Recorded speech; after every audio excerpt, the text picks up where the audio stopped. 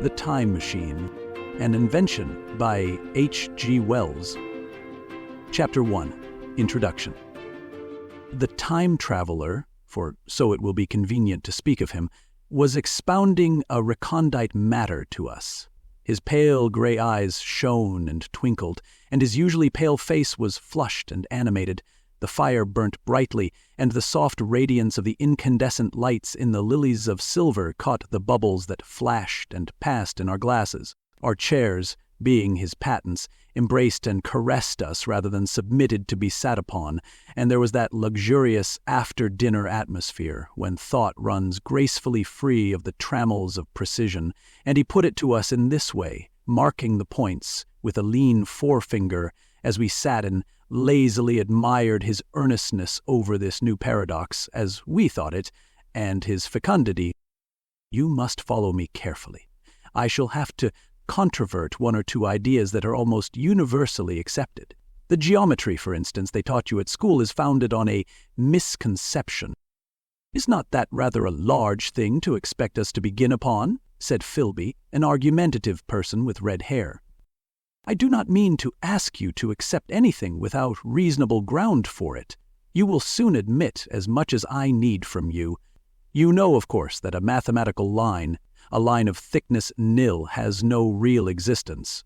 They taught you that? Neither has a mathematical plane. These things are mere abstractions. That is all right, said the psychologist. Nor, having only length, breadth, and thickness, can a cube have a real existence. There I object, said Philby. Of course a solid body may exist, all real things, so most people think. But wait a moment. Can an instantaneous cube exist? Don't follow you, said Philby. Can a cube that does not last for any time at all have a real existence? Philby became pensive. Clearly, the time traveler proceeded, any real body must have extension in 4 directions. It must have length, breadth, thickness, and duration, but through a natural infirmity of the flesh, which I will explain to you in a moment, we incline to overlook this fact. There are really 4 dimensions, 3 which we call the 3 planes of space, and a 4th, time. There is, however, a tendency to draw an unreal distinction between the former 3 dimensions and the latter, because it happens that our consciousness moves intermittently in one direction along the latter, from the beginning to the end of our lives. That, said a very young man, making spasmodic efforts to relight his cigar over the lamp, that, very clear indeed. Now it is very remarkable that this is so extensively overlooked, continued the time traveler with a slight accession of cheerfulness. Really, this is what is meant by the 4th dimension, though some people who talk about the 4th dimension do not know they mean it. It is only another way of looking at time. There is no difference between time and any of the 3 dimensions of space, except that our consciousness moves along it. But some foolish people have got hold of the wrong side of that idea. You have all heard what they have to say about this 4th dimension? I have not, said the provincial mayor. It is simply this, that space, as our mathematicians have it, is spoken of as having 3 dimensions, which one may call length, breadth, and thickness, and is always definable by reference to 3 planes, each at right angles to the others. But some philosophical people have been asking why 3 dimensions particularly. Why not another direction at right angles to the other 3, and have even tried to construct a 4-dimensional geometry. Professor Simon Newcomb was expounding this to the New York Mathematical Society only a month or so ago. You know how on a flat surface, which has only 2 dimensions, we can represent a figure of a 3-dimensional solid, and similarly they think that by models of 3 dimensions, they could represent one of 4, if they could master the perspective of the thing. See? I think so, murmured the provincial mayor, and, knitting his brows, he lapsed into an introspective state, his lips moving as one who repeats mystic words. Yes, I think I see it now, he said after some time, brightening in a quite transitory manner. Well, I do not mind telling you I have been at work upon this geometry of 4 dimensions for some time. Some of my results are curious. For instance, here is a portrait of a man at 8 years old, another at 15, another at 17, another at 23, and so on. All these are evidently sections, as it were, three-dimensional representations of his four-dimensioned being, which is a fixed and unalterable thing. Scientific people, proceeded the time traveler, after the pause required for the proper assimilation of this, know very well that time is only a kind of space. Here is a popular scientific diagram, a weather record. This line I trace with my finger shows the movement of the barometer. Yesterday it was so high, yesterday night it fell, then this morning it rose again, and so gently upward to here. Surely the mercury did not trace this line in any of the dimensions of space generally recognized? But certainly it traced such a line, and that line, therefore, we must conclude, was along the time dimension. "But," said the medical man, staring hard at a coal in the fire, "if time is really only a fourth dimension of space, why is it, and why has it always been, regarded as something different? And why cannot we move in time as we move about in the other dimensions of space?" The time traveler smiled. "Are you so sure we can move freely in space? Right and left we can go, backward and forward freely enough, and men always have done so. I admit we move freely in two dimensions, but how about up and down? Gravitation limits us there." "Not exactly," said the medical man. "There are balloons. But before the balloons, save for spasmodic jumping and the inequalities of the surface, man had no freedom of vertical movement." "Still, they could move a little up and down," said the medical man.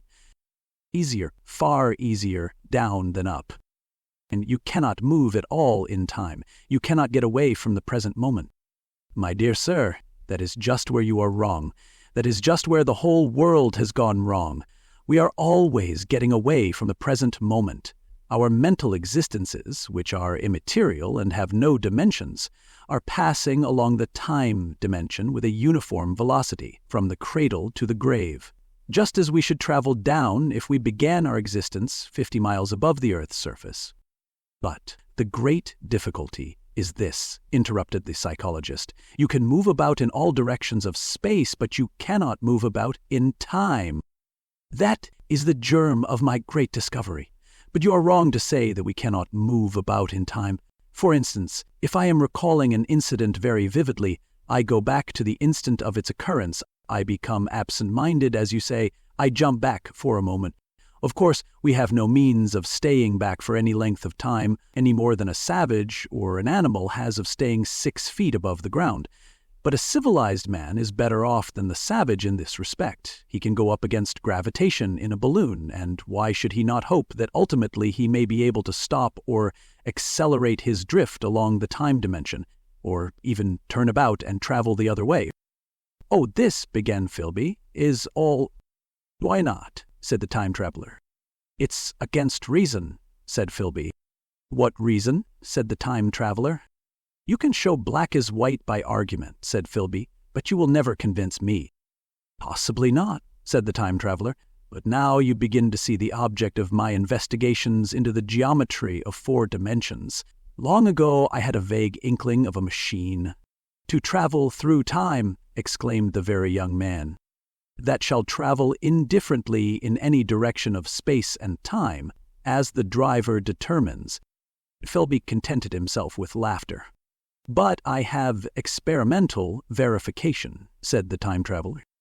"It would be remarkably convenient for the historian," the psychologist suggested. "One might travel back and verify the accepted account of the Battle of Hastings, for instance." "Don't you think you would attract attention?" said the medical man. "Our ancestors had no great tolerance for anachronisms. One might get one's Greek from the very lips of Homer and Plato," the very young man thought. "In which case they would certainly plow you for the little go. The German scholars have improved Greek so much." "Then there is the future," said the very young man. "Just think, one might invest all one's money, leave it to accumulate at interest, and hurry on ahead." "To discover a society," said I, "erected on a strictly communistic basis."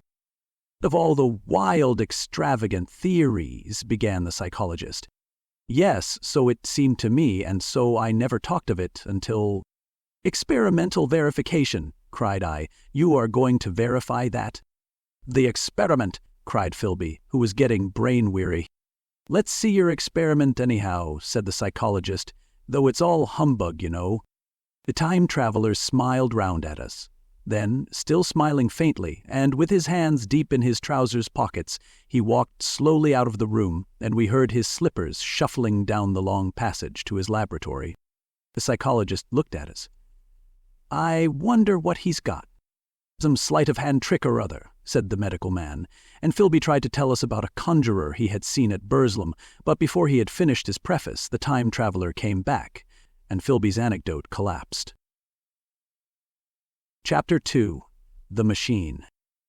The thing the time traveler held in his hand was a glittering metallic framework, scarcely larger than a small clock, and very delicately made. There was ivory in it, and some transparent crystalline substance. And now I must be explicit, for this that follows, unless his explanation is to be accepted, is an absolutely unaccountable thing. He took one of the small octagonal tables that were scattered about the room and set it in front of the fire, with 2 legs on the hearthrug. On this table he placed the mechanism. Then he drew up a chair and sat down. The only other object on the table was a small shaded lamp, the bright light of which fell upon the model. There were also perhaps a dozen candles about, 2 in brass candlesticks upon the mantel and several in sconces, so that the room was brilliantly illuminated. I sat in a low arm-chair nearest the fire, and I drew this forward so as to be almost between the time traveler and the fireplace. Philby sat behind him, looking over his shoulder. The medical man and the provincial mayor watched him in profile from the right, the psychologist from the left. The very young man stood behind the psychologist. We were all on the alert. It appears incredible to me that any kind of trick, however subtly conceived and however adroitly done, could have been played upon us under these conditions. The time traveler looked at us and then at the mechanism. "Well," said the psychologist. "This little affair," said the time traveler, resting his elbows upon the table and pressing his hands together above the apparatus, "is only a model. It is my plan for a machine to travel through time. You will notice that it looks singularly askew, and that there is an odd twinkling appearance about this bar, as though it was in some way unreal."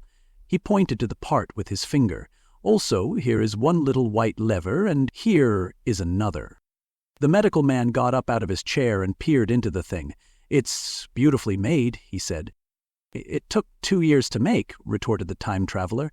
Then, when we had all imitated the action of the medical man, he said, "Now I want you clearly to understand that this lever, being pressed over, sends the machine gliding into the future, and this other reverses the motion. This saddle represents the seat of a time traveler. Presently I am going to press the lever, and off the machine will go. It will vanish, pass into future time, and disappear. Have a good look at the thing. Look at the table, too, and satisfy yourselves there is no trickery. I don't want to waste this model and then be told I'm a quack." There was a minute's pause, perhaps. The psychologist seemed about to speak to me, but changed his mind. Then the time traveler put forth his finger towards the lever. "No," he said suddenly, "lend me your hand." And turning to the psychologist, he took that individual's hand in his own and told him to put out his forefinger, so that it was the psychologist himself who sent forth the model time machine on its interminable voyage. We all saw the lever turn. I am absolutely certain there was no trickery. There was a breath of wind, and the lamp flame jumped. One of the candles on the mantel was blown out, and the little machine suddenly swung round, became indistinct, was seen as a ghost for a second perhaps, as an eddy of faintly glittering brass and ivory, and it was gone, vanished. Save for the lamp, the table was bare. Everyone was silent for a minute. Then Philby said he was damned. The psychologist recovered from his stupor, and suddenly looked under the table. At that the time traveler laughed cheerfully. "Well," he said, with a reminiscence of the psychologist. Then, getting up, he went to the tobacco jar on the mantel, and with his back to us began to fill his pipe. We stared at each other. "Look here," said the medical man. "Are you in earnest about this? Do you seriously believe that that machine has traveled into time?" "Certainly," said the time traveler, stooping to light a spill at the fire. Then he turned, lighting his pipe, to look at the psychologist's face. The psychologist, to show that he was not unhinged, helped himself to a cigar and tried to light it uncut. What is more, I have a big machine nearly finished in there," he indicated the laboratory, "and when that is put together I mean to have a journey on my own account." "You mean to say that that machine has traveled into the future?" said Philby. "Into the future or the past. I don't for certain know which." After an interval, the psychologist had an inspiration. "It must have gone into the past if it has gone anywhere," he said. "Why?" said the time traveler. "Because I presume that it has not moved in space, and if it traveled into the future it would still be here all this time, since it must have traveled through this time." "But," said I, "if it traveled into the past, it would have been visible when we came first into this room, and last Thursday when we were here, and the Thursday before that, and so forth." "Serious objections," remarked the provincial mayor with an air of impartiality, turning towards the time traveler. "Not a bit," said the time traveler, and to the psychologist, "You think you can explain that? It's presentation below the threshold, you know, diluted presentation." "Of course," said the psychologist, and reassured us.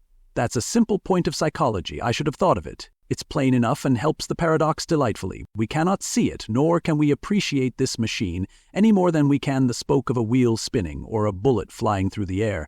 If it is traveling through time 50 times or 100 times faster than we are, if it gets through a minute while we get through a second, the impression it creates will of course be only 1/50th or 1/100th of what it would make if it were not traveling in time. That's plain enough." He passed his hand through the space in which the machine had been.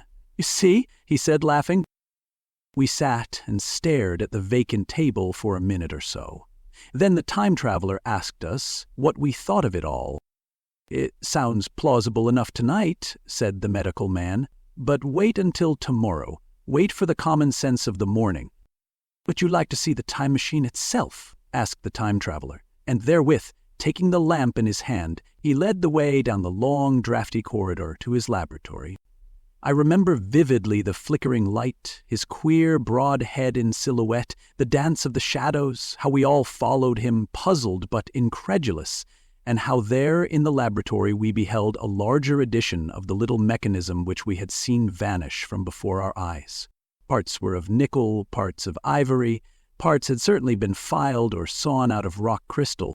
The thing was generally complete, but the twisted crystalline bars lay unfinished upon the bench, beside some sheets of drawings, and I took one up for a better look at it. Quartz, it seemed to be. "Look here," said the medical man, "are you perfectly serious, or is this a trick, like that ghost you showed us last Christmas?" "Upon that machine," said the time traveler, holding the lamp aloft, "I intend to explore time. Is that plain? I was never more serious in my life." None of us quite knew how to take it.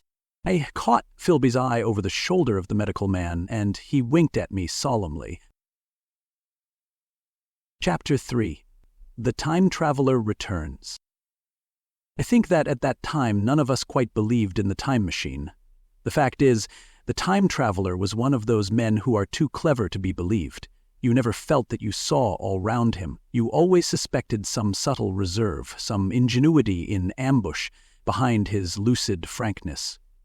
Had Philby shown the model and explained the matter in the time traveler's words, we should have shown him far less skepticism, for we should have perceived his motives. A pork butcher could understand Philby, but the time traveler had more than a touch of whim among his elements, and we distrusted him. Things that would have made the fame of a less clever man seem tricks in his hands. It is a mistake to do things too easily.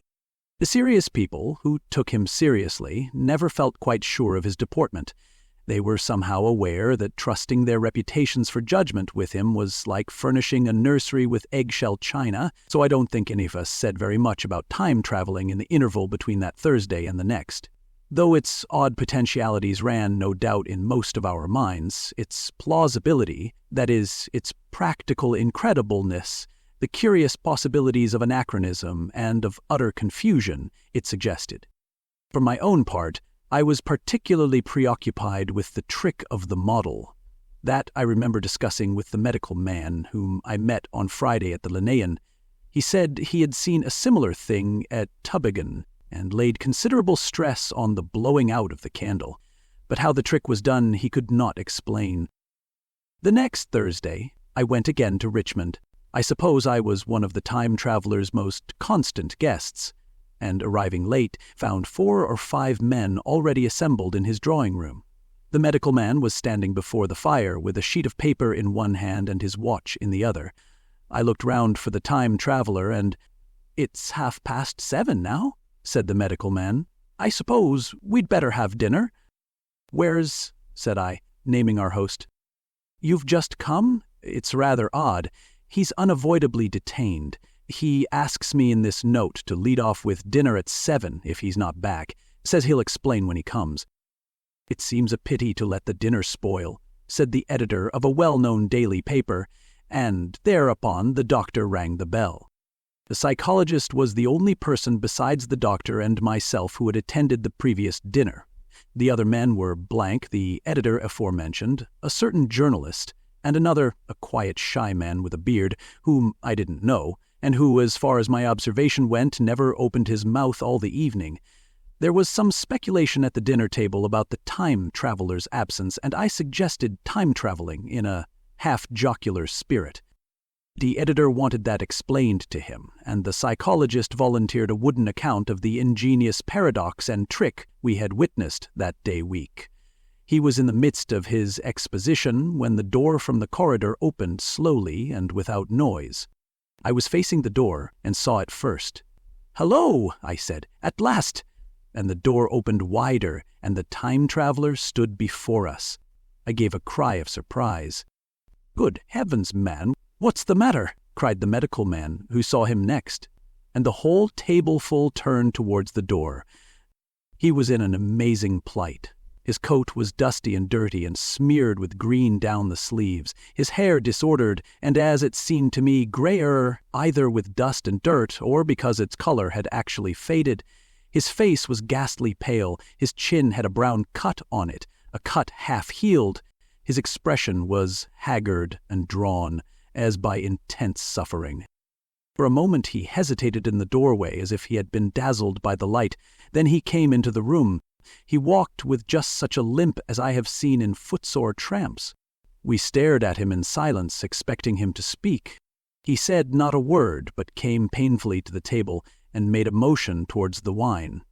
The editor filled a glass of champagne and pushed it towards him. He drained it, and it seemed to do him good, for he looked round the table, and the ghost of his old smile flickered across his face. "What on earth have you been up to, man?" said the doctor. The time traveler did not seem to hear. "Don't let me disturb you," he said, with a certain faltering articulation. "I'm all right." He stopped, held out his glass for more, and took it off at a draught. That's good," he said. His eyes grew brighter, and a faint color came into his cheeks. His glance flickered over our faces with a certain dull approval, and then went round the warm and comfortable room. Then he spoke again, still as it were feeling his way among his words. "I'm going to wash and dress, and then I'll come down and explain things. Save me some of that mutton. I'm starving for a bit of meat." He looked across at the editor, who was a rare visitor, and hoped he was all right. The editor began a question. "Tell you presently," said the time traveler. "I'm funny. Be all right in a minute." He put down his glass and walked towards the staircase door. Again I remarked his lameness and the soft padding sound of his footfall, and, standing up in my place, I saw his feet as he went out. He had nothing on them but a pair of tattered, blood-stained socks. Then the door closed upon him. I had half a mind to follow, till I remembered how he detested any fuss about himself. For a minute, perhaps, my mind was wool-gathering. Then, "Remarkable behavior of an eminent scientist," I heard the editor say, thinking, in headlines, and this brought my attention back to the bright dinner table. "What's the game?" said the journalist. "Has he been doing the amateur cadger? I don't follow." I met the eye of the psychologist and read my own interpretation in his face. I thought of the time traveler limping painfully upstairs. I don't think anyone else had noticed his lameness. The first to recover completely from this surprise was the medical man who rang the bell. The time traveler hated to have servants waiting at dinner for a hot plate. At that the editor turned to his knife and fork with a grunt, and the silent man followed suit. The dinner was resumed. Conversation was exclamatory for a little while, with gaps of wonderment, and then the editor got fervent in his curiosity. "Does our friend eke out his modest income with a crossing, or has he his Nebuchadnezzar phases?" he inquired. "I feel assured it's this business of the time machine," I said, and took up the psychologist's account of our previous meeting. The new guests were frankly incredulous. The editor raised objections. What was this time traveling? A man couldn't cover himself with dust by rolling in a paradox, could he? And then, as the idea came home to him, he resorted to caricature. Hadn't they any clothes brushes in the future? The journalist, too, would not believe at any price and joined the editor in the easy work of heaping ridicule on the whole thing. They were both the new kind of journalists, very joyous, irreverent young men. "Our special correspondent in the Day After Tomorrow reports," the journalist was saying, or rather shouting, when the time traveler came back. He was dressed in ordinary evening clothes, and nothing save his haggard look remained of the change that had startled me.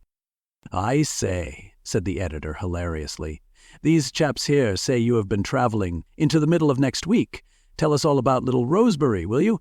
What will you take for the lot?" The time traveler came to the place reserved for him without a word. He smiled quietly, in his old way. "Where's my mutton?" he said. "What a treat it is to stick a fork into meat again." "Story!" cried the editor. "Story be damned," said the time traveler.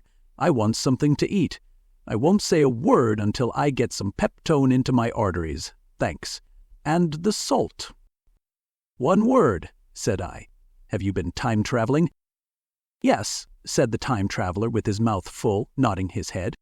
"I'd give a shilling a line for a verbatim note," said the editor.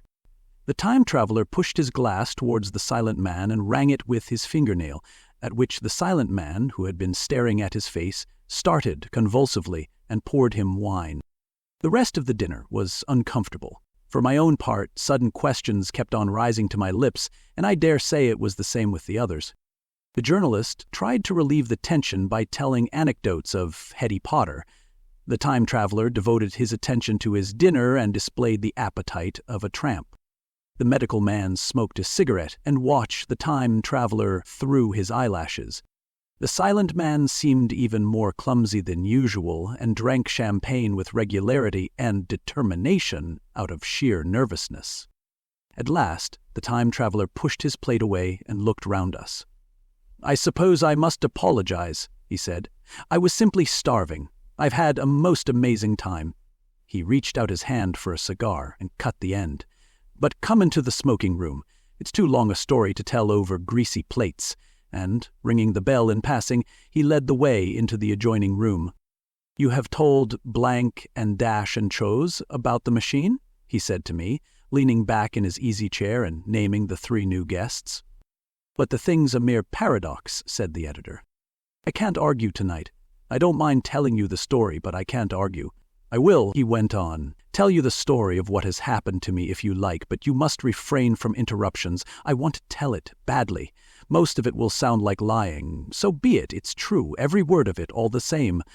I was in my laboratory at 4 o'clock, and since then I've lived 8 days. Such days as no human being ever lived before. I'm nearly worn out, but I shan't sleep till I've told this thing over to you. Then I shall go to bed. But no interruptions, is it agreed?" "Agreed," said the editor, and the rest of us echoed, "Agreed." And with that, the time traveler began his story as I have set it forth. He sat back in his chair at first and spoke like a weary man. Afterwards he got more animated. "In writing it down, I feel with only too much keenness the inadequacy of pen and ink, and, above all, my own inadequacy, to express its quality. You read, I will suppose, attentively enough, but you cannot see the speaker's white, sincere face in the bright circle of the little lamp, nor hear the intonation of his voice. You cannot know how his expression followed the turns of his story. Most of us hearers were in shadow, for the candles in the smoking room had not been lighted, and only the face of the journalist and the legs of the silent man from the knees downward were illuminated. At first we glanced now and again at each other. After a time we ceased to do that, and looked only at the time traveler's face. Chapter 4. Time Traveling. I told some of you last Thursday of the principles of the time machine and showed you the actual thing itself, incomplete in the workshop. There it is now, a little travel-worn, truly, and one of the ivory bars is cracked and a brass rail bent, but the rest of it's sound enough. I expected to finish it on Friday, but on Friday, when the putting together was nearly done, I found that one of the nickel bars was exactly 1 inch too short, and this I had to get remade, so that the thing was not complete until this morning. It was at 10 o'clock today that the first of all time machines began its career. I gave it a last tap, tried all the screws again, put one more drop of oil on the quartz rod, and sat myself in the saddle. I suppose a suicide who holds a pistol to his skull feels much the same wonder at what will come next as I felt then. I took the starting lever in one hand and the stopping one in the other, pressed the first, and almost immediately the second. I seemed to reel. I felt a nightmare sensation of falling, and, looking round, I saw the laboratory exactly as before. Had anything happened? For a moment I suspected that my intellect had tricked me. Then I noted the clock. A moment before, as it seemed, it had stood at a minute or so past 10. Now it was nearly 3:30. I drew a breath, set my teeth, gripped the starting lever with both hands, and went off with a thud. The laboratory got hazy and went dark. Mrs. Watchett came in and walked, apparently without seeing me, towards the garden door. I suppose it took her a minute or so to traverse the place, but to me she seemed to shoot across the room like a rocket. I pressed the lever over to its extreme position. The night came like the turning out of a lamp, and in another moment came tomorrow. The laboratory grew faint and hazy, then fainter and ever fainter. Tomorrow night came black, then day again, night again, day again, faster and faster still. An eddying murmur filled my ears, and a strange, dumb confusedness descended on my mind. I am afraid I cannot convey the peculiar sensations of time traveling. They are excessively unpleasant. There is a feeling exactly like that one has upon a switchback of a helpless, headlong motion. I felt the same horrible anticipation, too, of an imminent smash. As I put on pace, night followed day like the flapping of a black wing. The dim suggestion of the laboratory seemed presently to fall away from me, and I saw the sun hopping swiftly across the sky, leaping it every minute, and every minute marking a day. I supposed the laboratory had been destroyed, and I had come into the open air. I had a dim impression of scaffolding, but I was already going too fast to be conscious of any moving things. The slowest snail that ever crawled dashed by too fast for me. The twinkling succession of darkness and light was excessively painful to the eye. Then, in the intermittent darknesses, I saw the moon spinning swiftly through her quarters from new to full, and had a faint glimpse of the circling stars. Presently, as I went on, still gaining velocity, the palpitation of night and day merged into one continuous grayness. The sky took on a wonderful deepness of blue, a splendid luminous color like that of early twilight. The jerking sun became a streak of fire, a brilliant arch in space. The moon a fainter fluctuating band, and I could see nothing of the stars, save now and then a brighter circle flickering in the blue. The landscape was misty and vague. I was still on the hillside upon which this house now stands, and the shoulder rose above me, gray and dim. I saw trees growing and changing like puffs of vapor, now brown, now green.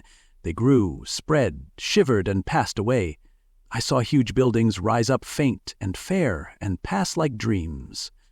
The whole surface of the earth seemed changed, melting and flowing under my eyes. The little hands upon the dials that registered my speed raced round faster and faster.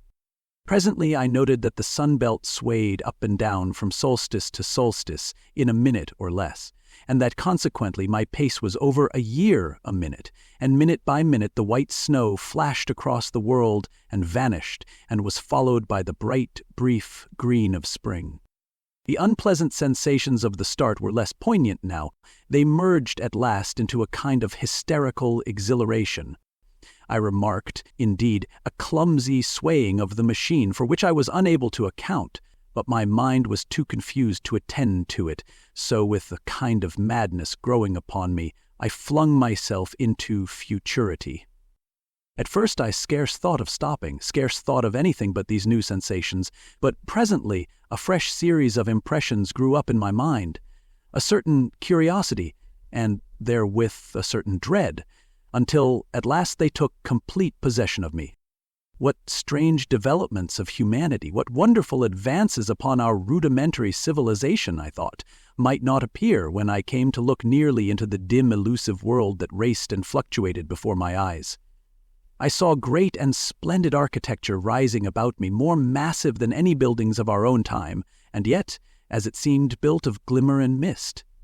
I saw a richer green flow up the hillside and remain there, without any wintry intermission. Even through the veil of my confusion, the earth seemed very fair.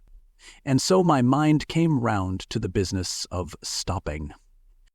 The peculiar risk lay in the possibility of my finding some substance in the space which I or the machine occupied. So long as I traveled at a high velocity through time, this scarcely mattered. I was, so to speak, attenuated, was slipping like a vapor through the interstices of intervening substances. But to come to a stop involved the jamming of myself, molecule by molecule, into whatever lay in my way, meant bringing my atoms into such intimate contact with those of the obstacle that a profound chemical reaction, possibly a far-reaching explosion, would result, and blow myself and my apparatus out of all possible dimensions into the unknown. This possibility had occurred to me again and again while I was making the machine, but then I had cheerfully accepted it as an unavoidable risk, one of the risks a man has got to take. Now the risk was inevitable. I no longer saw it in the same cheerful light. The fact is that insensibly the absolute strangeness of everything, the sickly jarring and swaying of the machine, above all the feeling of prolonged falling, had absolutely upset my nerves. I told myself that I could never stop, and with a gust of petulance I resolved to stop forthwith. Like an impatient fool, I lugged over the lever, and incontinently the thing went reeling over, and I was flung headlong through the air. There was the sound of a clap of thunder in my ears. I may have been stunned for a moment. A pitiless hail was hissing round me, and I was sitting on soft turf in front of the overset machine. Everything still seemed grey, but presently I remarked that the confusion in my ears was gone. I looked round me. I was on what seemed to be a little lawn in a garden, surrounded by rhododendron bushes, and I noticed that their mauve and purple blossoms were dropping in a shower under the beating of the hailstones. The rebounding, dancing hail hung in a little cloud over the machine and drove along the ground like smoke. In a moment I was wet to the skin. "Fine hospitality," said I, "to a man who has traveled innumerable years to see you." Presently I thought what a fool I was to get wet. I stood up and looked round me. A colossal figure, carved apparently in some white stone, loomed indistinctly beyond the rhododendrons through the hazy downpour. But all else of the world was invisible. My sensations would be hard to describe. As the columns of hail grew thinner, I saw the white figure more distinctly. It was very large, for a silver birch tree touched its shoulder. It was of white marble, in shape something like a winged sphinx, but the wings, instead of being carried vertically at the sides, were spread so that it seemed to hover. The pedestal, it appeared to me, was of bronze, and was thick with verdigris. It chanced that the face was towards me. The sightless eyes seemed to watch me. There was the faint shadow of a smile on the lips. It was greatly weather-worn, and that imparted an unpleasant suggestion of disease. I stood looking at it for a little space, half a minute perhaps, or half an hour. It seemed to advance and to recede as the hail drove before it, denser or thinner. At last I tore my eyes from it for a moment and saw that the hail curtain had worn threadbare, and that the sky was lightening with the promise of the sun. I looked up again at the crouching white shape, and the full temerity of my voyage came suddenly upon me. What might appear when that hazy curtain was altogether withdrawn? What might not have happened to men? What if cruelty had grown into a common passion? What if in this interval the race had lost its manliness and had developed into something inhuman, unsympathetic, and overwhelmingly powerful? It might seem some old-world savage animal, only the more dreadful and disgusting for our common likeness, a foul creature to be incontinently slain. Already I saw other vast shapes, huge buildings with intricate parapets and tall columns, with a wooded hillside dimly creeping in upon me through the lessening storm. I was seized with a panic fear. I turned frantically to the time machine and strove hard to readjust it. As I did so, the shafts of the sun smote through the thunderstorm. The gray downpour was swept aside and vanished like the trailing garments of a ghost. Above me, in the intense blue of the summer sky, some faint brown shreds of cloud whirled into nothingness. The great buildings about me stood out clear and distinct, shining with the wet of the thunderstorm, and picked out in white by the unmelted hailstones piled along their courses.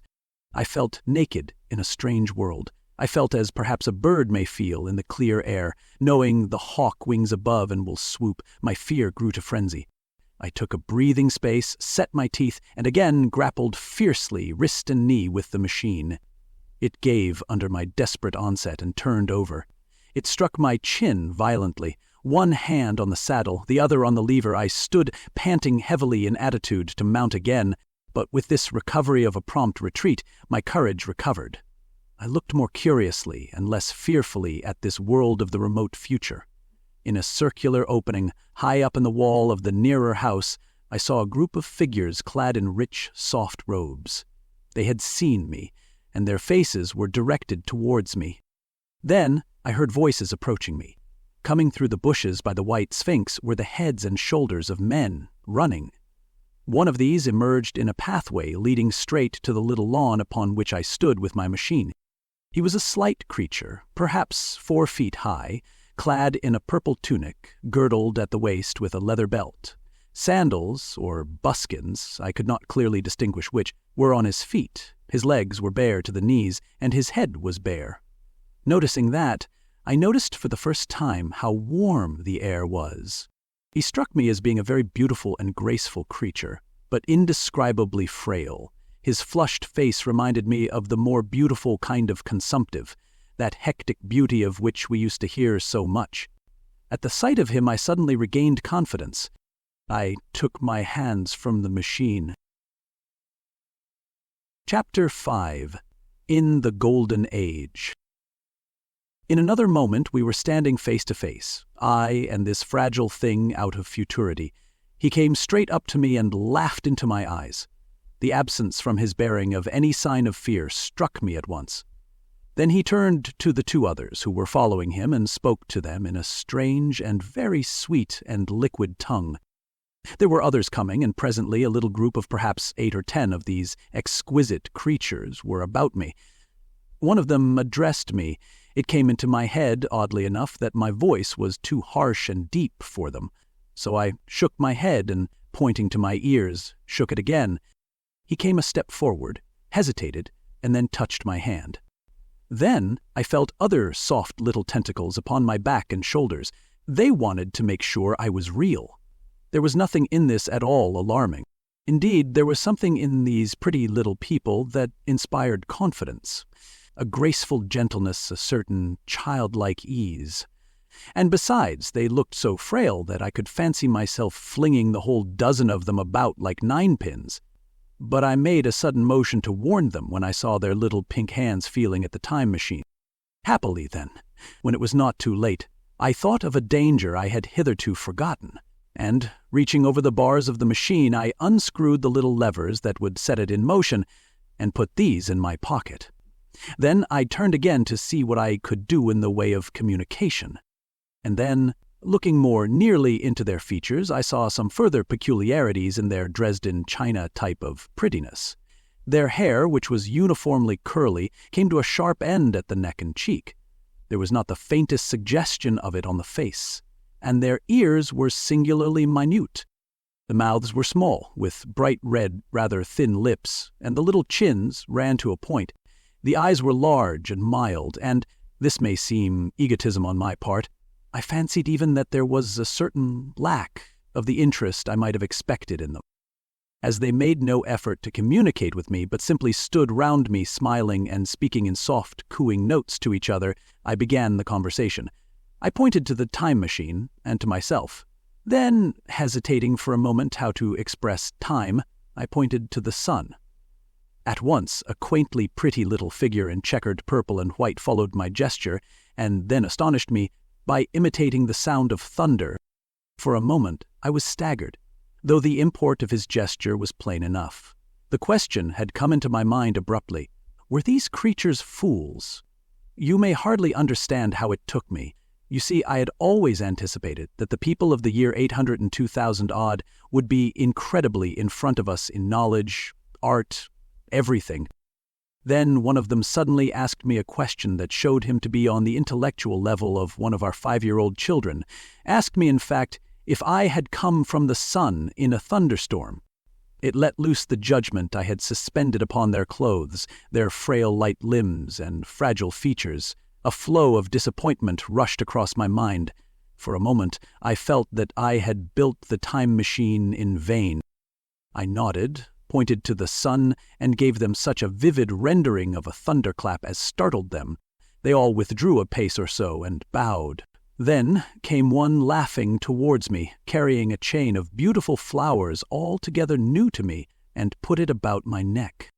The idea was received with melodious applause, and presently they were all running to and fro for flowers, and laughingly flinging them upon me until I was almost smothered with blossom. You who have never seen the like can scarcely imagine what delicate and wonderful flowers countless years of culture had created. Then someone suggested that their plaything should be exhibited in the nearest building, and so I was led past the Sphinx of white marble, which had seemed to watch me all the while with a smile at my astonishment, towards a vast gray edifice of fretted stone. As I went with them, the memory of my confident anticipations of a profoundly grave and intellectual posterity came with irresistible merriment to my mind. The building had a huge entry and was altogether of colossal dimensions. I was naturally most occupied with the growing crowd of little people, and with the big open portals that yawned before me, shadowy and mysterious. My general impression of the world I saw over their heads was a tangled waste of beautiful bushes and flowers, a long, neglected, and yet weedless garden. I saw a number of tall spikes of strange white flowers, measuring a foot perhaps across the spread of the waxen petals.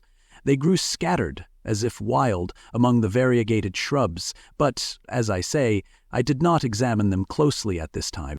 The time machine was left deserted on the turf, among the rhododendrons. The arch of the doorway was richly carved, but naturally I did not observe the carving very narrowly, though I fancied I saw suggestions of old Phoenician decorations as I passed through, and it struck me that they were very badly broken and weather-worn. Several more brightly clad people met me in the doorway, and so we entered. I, dressed in dingy 19th-century garments, looking grotesque enough, garlanded with flowers and surrounded by an eddying mass of bright, soft-colored robes and shining white limbs, in a melodious whirl of laughter and laughing speech. The big doorway opened into a proportionately great hall hung with brown. The roof was in shadow, and the windows, partially glazed with colored glass and partially unglazed, admitted a tempered light. The floor was made up of huge blocks of some very hard white metal, not plates nor slabs, blocks, and it was so much worn, as I judged by the going to and fro of past generations, as to be deeply channeled along the more frequented ways. Transverse to the length were innumerable tables made of slabs of polished stone, raised perhaps a foot from the floor, and upon these were heaps of fruits. Some I recognized as a kind of hypertrophied raspberry and orange, but for the most part they were strange. Between the tables was scattered a great number of cushions. Upon these my conductors seated themselves, signing for me to do likewise. With a pretty absence of ceremony, they began to eat the fruit with their hands, flinging peel and stalks and so forth into the round openings in the sides of the tables. I was not loath to follow their example, for I felt thirsty and hungry. As I did so, I surveyed the hall at my leisure, and perhaps the thing that struck me most was its dilapidated look. The stained glass windows, which displayed only a geometrical pattern, were broken in many places, and the curtains that hung across the lower end were thick with dust, and it caught my eye that the corner of the marble table near me was fractured. Nevertheless, the general effect was extremely rich and picturesque. There were, perhaps, a couple of hundred people dining in the hall, and most of them, seated as near to me as they could come, were watching me with interest, their little eyes shining over the fruit they were eating.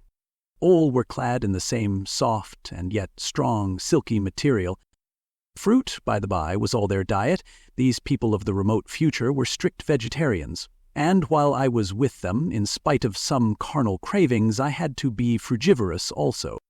Indeed, I found afterwards that horses, cattle, sheep, dogs had followed the ichthyosaurus into extinction.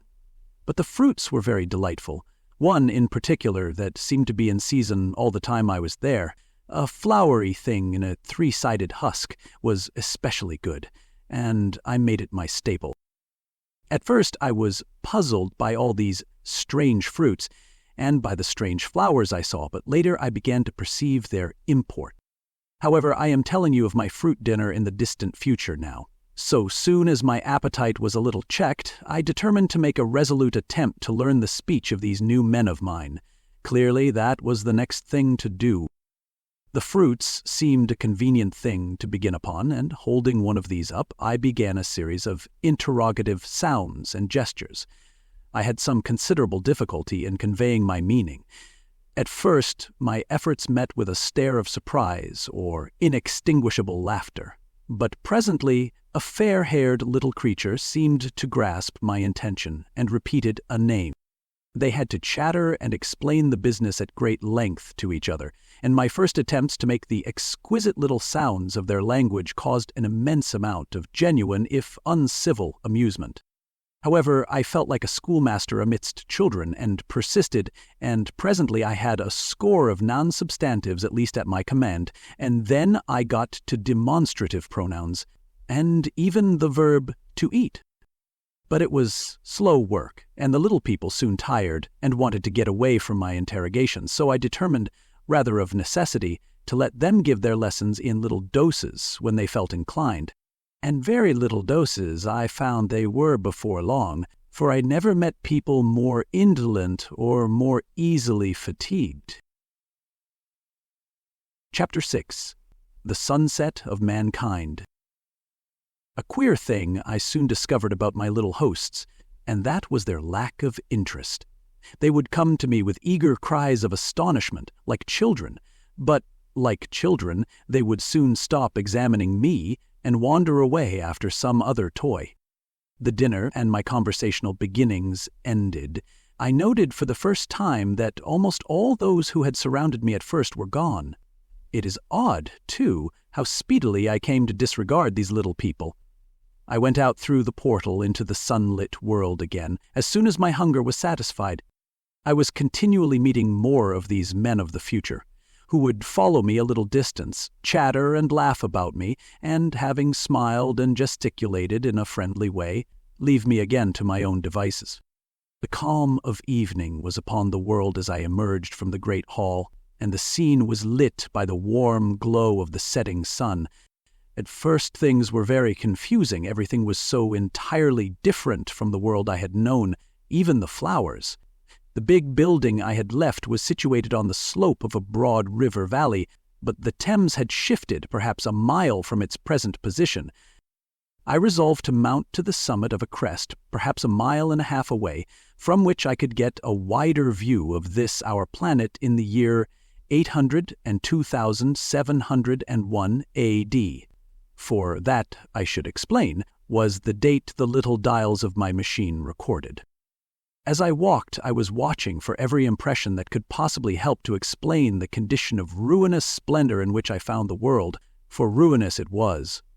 A little way up the hill, for instance, was a great heap of granite, bound together by masses of aluminium, a vast labyrinth of precipitous walls and crumpled heaps, amidst which were thick heaps of very beautiful pagoda-like plants, nettles possibly, but wonderfully tinted with brown about the leaves and incapable of stinging.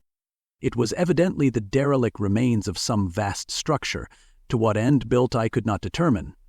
It was here that I was destined, at a later date, to have a very strange experience, the first intimation of a still stranger discovery. But of that I will speak in its proper place. Looking round with a sudden thought from a terrace on which I rested for a while, I realized that there were no small houses to be seen. Apparently the single house and possibly even the household had vanished. Here and there among the greenery were palace-like buildings, but the house and the cottage, which form such characteristic features of our own English landscape, had disappeared. Communism, said I to myself, and on the heels of that came another thought. I looked at the half-dozen little figures that were following me.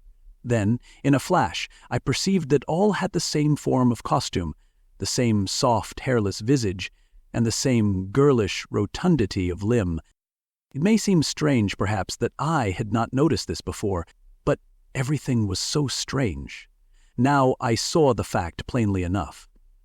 In costume, and in all the differences of texture and bearing that now mark off the sexes from each other, these people of the future were alike, and the children seemed to my eyes to be but the miniatures of their parents. I judged then that the children of that time were extremely precocious, physically at least, and I found afterwards abundant verification of my opinion. Seeing the ease and security in which these people were living, I felt that this close resemblance of the sexes was after all what one would expect, for the strength of a man and the softness of a woman, the institution of the family, and the differentiation of occupations are mere militant necessities of an age of physical force. Where population is balanced and abundant, much childbearing becomes an evil rather than a blessing to the state. Where violence comes but rarely and offspring are secure, there is less necessity, indeed there is no necessity, for an efficient family, and the specialization of the sexes with reference to their children's needs disappears.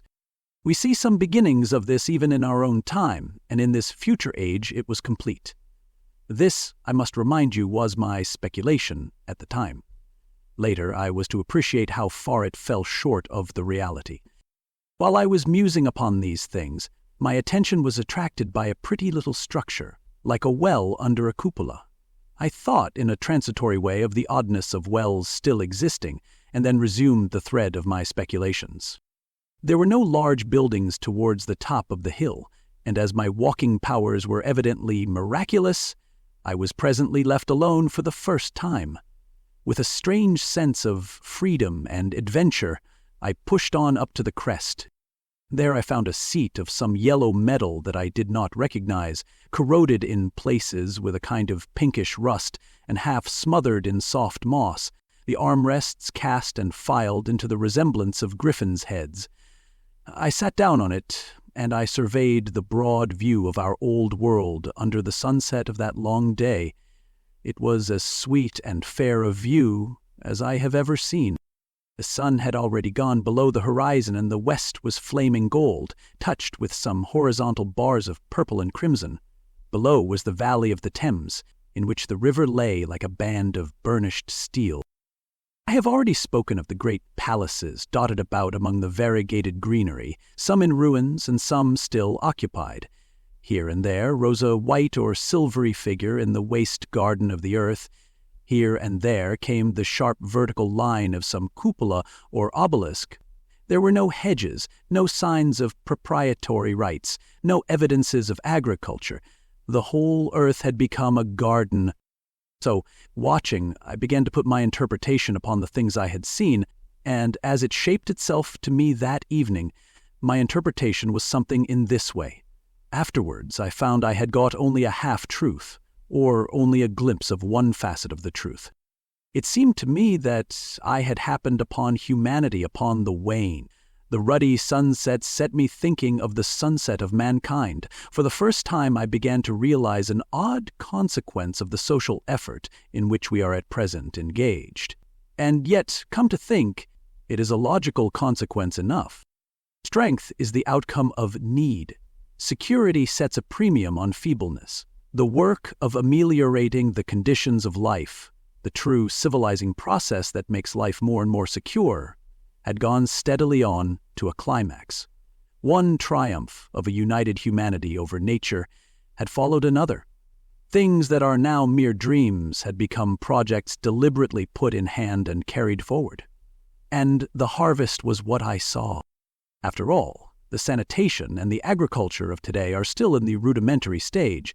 The science of our time has attacked but a little department of the field of human disease, but even so, it spreads its operations very steadily and persistently. Our agriculture and horticulture destroy a weed just here and there and cultivate perhaps a score or so of wholesome plants, leaving the greater number to fight out a balance as they can. We improve our favorite plants and animals, and how few they are, gradually by selective breeding. Now a new and better peach, now a seedless grape, now a sweeter and larger flower, now a more convenient breed of cattle. We improve them gradually because our ideals are vague and tentative, and our knowledge is very limited, because nature, too, is shy and slow in our clumsy hands. Someday all this will be better organized and still better. That is the drift of the current in spite of the eddies. The whole world will be intelligent, educated, and cooperating. Things will move faster and faster towards the subjugation of nature. In the end, wisely and carefully, we shall readjust the balance of animal and vegetable life to suit our human needs. This adjustment, I say, must have been done, and done well, done indeed for all time, in the space of time across which my machine had leapt. The air was free from gnats, the earth from weeds or fungi. Everywhere were fruits and sweet and delightful flowers. Brilliant butterflies flew hither and thither. The ideal of preventive medicine was attained. Diseases had been stamped out. I saw no evidence of any contagious diseases during all my stay, and I shall have to tell you later that even the processes of putrefaction and decay had been profoundly affected by these changes. Social triumphs, too, had been effected. I saw mankind housed in splendid shelters, gloriously clothed, and as yet I had found them engaged in no toil. There were no signs of struggle, neither social nor economical struggle. The shop, the advertisement, traffic, all that commerce which constitutes the body of our world, was gone. It was natural on that golden evening that I should jump at the idea of a social paradise. The difficulty of increasing population had been met, I guessed, and population had ceased to increase. But with this change in condition comes inevitably adaptations to the change. What, unless biological science is a mass of errors, is the cause of human intelligence and vigor? Hardship and freedom, conditions under which the active, strong, and subtle survive, and the weaker go to the wall, conditions that put a premium upon the loyal alliance of capable men, upon self-restraint, patience, and decision.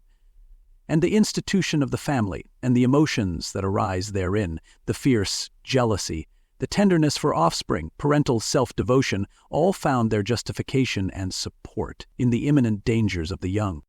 Now, where are these imminent dangers? There is a sentiment arising, and it will grow, against connubial jealousy, against fierce maternity, against passion of all sorts, unnecessary things now, and things that make us uncomfortable, savage survivals, discords in a refined and pleasant life. I thought of the physical slightness of the people, their lack of intelligence, and those big, abundant ruins, and it strengthened my belief in a perfect conquest of nature, for after the battle comes quiet. Humanity had been strong, energetic, and intelligent, and had used all its abundant vitality to alter the conditions under which it lived. And now came the reaction of the altered condition. Under the new conditions of perfect comfort and security, that restless energy that with us is strength would become weakness. Even in our own time, certain tendencies and desires, once necessary to survival, are a constant source of failure. Physical courage and the love of battle, for instance, are no great help, may even be hindrances to a civilized man. And in a state of physical balance and security, power, intellectual as well as physical, would be out of place. For countless years I judged there had been no danger of war or solitary violence, no danger from wild beasts, no wasting disease to require strength of constitution, no need of toil. For such a life, what we should call the weak are as well equipped as the strong, are indeed no longer weak. Better equipped indeed they are, for the strong would be fretted by an energy for which there was no outlet. No doubt the exquisite beauty of the buildings I saw was the outcome of the last surgings of the now purposeless energy of mankind before it settled down into perfect harmony with the conditions under which it lived. The flourish of that triumph which began the last great peace. This has ever been the fate of energy in security. It takes to art and to eroticism, and then come languor and decay. Even this artistic impetus would at last die away, had almost died in the time I saw, to adorn themselves with flowers, to dance, to sing in the sunlight. So much was left of the artistic spirit, and no more. Even that would fade in the end into a contented inactivity. We are kept keen on the grindstone of pain and necessity, and it seemed to me that here was that hateful grindstone broken at last. As I stood there in the gathering dark, I thought that in this simple explanation I had mastered the problem of the world, mastered the whole secret of these delicious people. Possibly the checks they had devised for the increase of population had succeeded too well, and their numbers had rather diminished than kept stationary. That would account for the abandoned ruins. Very simple was my explanation, and plausible enough, as most wrong theories are. Chapter 7. A Sudden Shock. As I stood there, musing over this too perfect triumph of man, the full moon, yellow and gibbous, came up out of an overflow of silver light in the northeast. The bright little figures ceased to move about below, a noiseless owl flitted by, and I shivered with the chill of the night. I determined to descend and find where I could sleep. I looked for the building I knew. Then my eye traveled along to the figure of the white Sphinx upon the pedestal of bronze, growing distinct as the light of the rising moon grew brighter. I could see the silver birch against it. There was the tangle of rhododendron bushes, black in the pale light, and there was the little lawn. I looked at the lawn again. A queer doubt chilled my complacency. No, said I stoutly to myself, that was not the lawn. But it was the lawn, for the white leprous face of the Sphinx was towards it. Can you imagine what I felt as this conviction came home to me? But you cannot. The time machine was gone. At once, like a lash across the face, came the possibility of losing my own age, of being left helpless in this strange new world. The bare thought of it was an actual physical sensation. I could feel it grip me at the throat and stop my breathing. In another moment, I was in a passion of fear and running with great leaping strides down the slope. Once I fell headlong and cut my face. I lost no time in stanching the blood, but jumped up and ran on, with a warm trickle down my cheek and chin. All the time I ran, I was saying to myself, "They have moved it a little, pushed it under the bushes out of the way." Nevertheless, I ran with all my might. All the time, with the certainty that sometimes comes with excessive dread, I knew that such assurance was folly, knew instinctively that the machine was removed out of my reach. My breath came with pain. I suppose I covered the whole distance from the hill crest to the little lawn, 2 miles perhaps, in 10 minutes, and I am not a young man. I cursed aloud as I ran, at my confident folly in leaving the machine, wasting good breath thereby. I cried aloud, and none answered. Not a creature seemed to be stirring in that moonlit world. When I reached the lawn, my worst fears were realized. Not a trace of the thing was to be seen. I felt faint and cold when I faced the empty space among the black tangle of bushes. I ran round it furiously, as if the thing might be hidden in a corner, and then stopped abruptly, with my hands clutching my hair. Above me towered the Sphinx. Upon the bronze pedestal, white, shining, leprous in the light of the rising moon. It seemed to smile in mockery of my dismay. I might have consoled myself by imagining the little people had put the mechanism in some shelter for me, had I not felt assured of their physical and intellectual inadequacy. That is what dismayed me, the sense of some hitherto unsuspected power through whose intervention my invention had vanished. Yet, for one thing I felt assured, unless some other age had produced its exact duplicate, the machine could not have moved in time. The attachment of the levers, I will show you the method later, prevented anyone from tampering with it in that way when they were removed. It had moved, and was hid, only in space. But then, where could it be? I think I must have had a kind of frenzy. I remember running violently in and out among the moonlit bushes all round the Sphinx, and startling some white animal that, in the dim light, I took for a small deer. I remember, too, late that night, beating the bushes with my clenched fist until my knuckles were gashed and bleeding from the broken twigs. Then, sobbing and raving in my anguish of mind, I went down to the great building of stone. The big hall was dark, silent, and deserted. I slipped on the uneven floor and fell over one of the malachite tables, almost breaking my shin. I lit a match and went on past the dusty curtains of which I have told you. There I found a second great hall, covered with cushions, upon which, perhaps, a score or so of the little people were sleeping. I have no doubt they found my second appearance strange enough, coming suddenly out of the quiet darkness, with inarticulate noises and the splutter and flare of a match, for they had forgotten about matches. "Where is my time machine?" I began, bawling like an angry child, laying hands upon them and shaking them up together. It must have been very queer to them. Some laughed, most of them looked sorely frightened. When I saw them standing round me, it came into my head that I was doing as foolish a thing as it was possible for me to do under the circumstances in trying to revive the sensation of fear, for, reasoning from their daylight behavior, I thought that fear must be forgotten. Abruptly, I dashed down the match, and knocking one of the people over in my course, went blundering across the big dining hall again, out under the moonlight. I heard cries of terror, and their little feet running and stumbling this way and that. I do not remember all I did as the moon crept up the sky. I suppose it was the unexpected nature of my loss that maddened me. I felt hopelessly cut off from my own kind, a strange animal in an unknown world. I must have raved to and fro, screaming and crying upon God and fate. I have a memory of horrible fatigue as the long night of despair wore away, of looking in this impossible place and that, of groping among moonlit ruins and touching strange creatures in the black shadows. At last, of lying on the ground near the Sphinx, and weeping with absolute wretchedness, even anger at the folly of leaving the machine having leaked away with my strength. I had nothing left but misery. Then I slept, and when I woke again, it was full day, and a couple of sparrows were hopping round me on the turf within reach of my arm. I sat up in the freshness of the morning, trying to remember how I had got there, and why I had such a profound sense of desertion and despair. Then things came clear in my mind.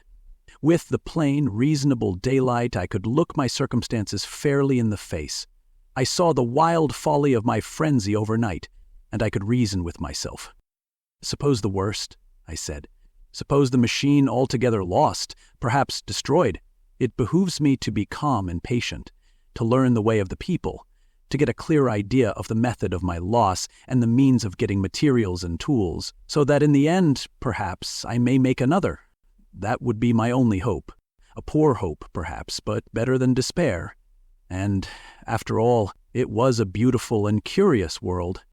But probably the machine had only been taken away. Still, I must be calm and patient, find its hiding place, and recover it by force or cunning. And with that, I scrambled to my feet and looked about me, wondering where I could bathe. I felt weary, stiff, and travel-soiled. The freshness of the morning made me desire an equal freshness. I had exhausted my emotion. Indeed, as I went about my business, I found myself wondering at my intense excitement overnight. I made a careful examination of the ground about the little lawn. I wasted some time in futile questionings, conveyed as well as I was able to such of the little people as came by. They all failed to understand my gestures. Some were simply stolid, some thought it was a jest and laughed at me. I had the hardest task in the world to keep my hands off their pretty laughing faces. It was a foolish impulse, but the devil begotten of fear and blind anger was ill-curbed and still eager to take advantage of my perplexity. The turf gave better counsel. I found a groove ripped in it, about midway between the pedestal of the Sphinx and the marks of my feet, where on arrival I had struggled with the overturned machine. There were other signs of removal about, with queer, narrow footprints, like those I could imagine made by a sloth. This directed my closer attention to the pedestal. It was, as I think I have said, of bronze. It was not a mere block, but highly decorated with deep-framed panels on either side. I went and rapped at these. The pedestal was hollow. Examining the panels with care, I found them discontinuous with the frames. There were no handles or keyholes, but possibly the panels, if they were doors, as I supposed, opened from within. One thing was clear enough to my mind. It took no very great mental effort to infer that my time machine was inside that pedestal. But how it got there was a different problem. I saw the heads of two orange-clad people coming through the bushes and under some blossom-covered apple trees towards me. I turned, smiling to them, and beckoned them to me. They came, and then, pointing to the bronze pedestal, I tried to intimate my wish to open it. But at my first gesture towards this they behaved very oddly. I don't know how to convey their expression to you. Suppose you were to use a grossly improper gesture to a delicate-minded woman. It is how she would look. They went off as if they had received the last possible insult. I tried a sweet-looking little chap in white next, with exactly the same result. Somehow, his manner made me feel ashamed of myself. But, as you know, I wanted the time machine, and I tried him once more. As he turned off, like the others, my temper got the better of me. In 3 strides I was after him, had him by the loose part of his robe round the neck, and began dragging him towards the Sphinx. Then I saw the horror and repugnance of his face, and all of a sudden I let him go. But I was not beaten yet. I banged with my fist at the bronze panels. I thought I heard something stir inside. To be explicit, I thought I heard a sound like a chuckle, but I must have been mistaken. Then I got a big pebble from the river and came and hammered till I had flattened a coil in the decorations, and the verdigris came off in powdery flakes. The delicate little people must have heard me hammering in gusty outbreaks a mile away on either hand, but nothing came of it. I saw a crowd of them upon the slopes, looking furtively at me. At last, hot and tired, I sat down to watch the place, but I was too restless to watch long. I am too occidental for a long vigil. I could work at a problem for years, but to wait inactive for 24 hours, that is another matter. I got up after a time and began walking aimlessly through the bushes towards the hill again. "Patience," said I to myself. "If you want your machine again, you must leave that Sphinx alone. If they mean to take your machine away, it's little good your wrecking their bronze panels, and if they don't, you will get it back as soon as you can ask for it. To sit among all those unknown things before a puzzle like that is hopeless. That way lies monomania.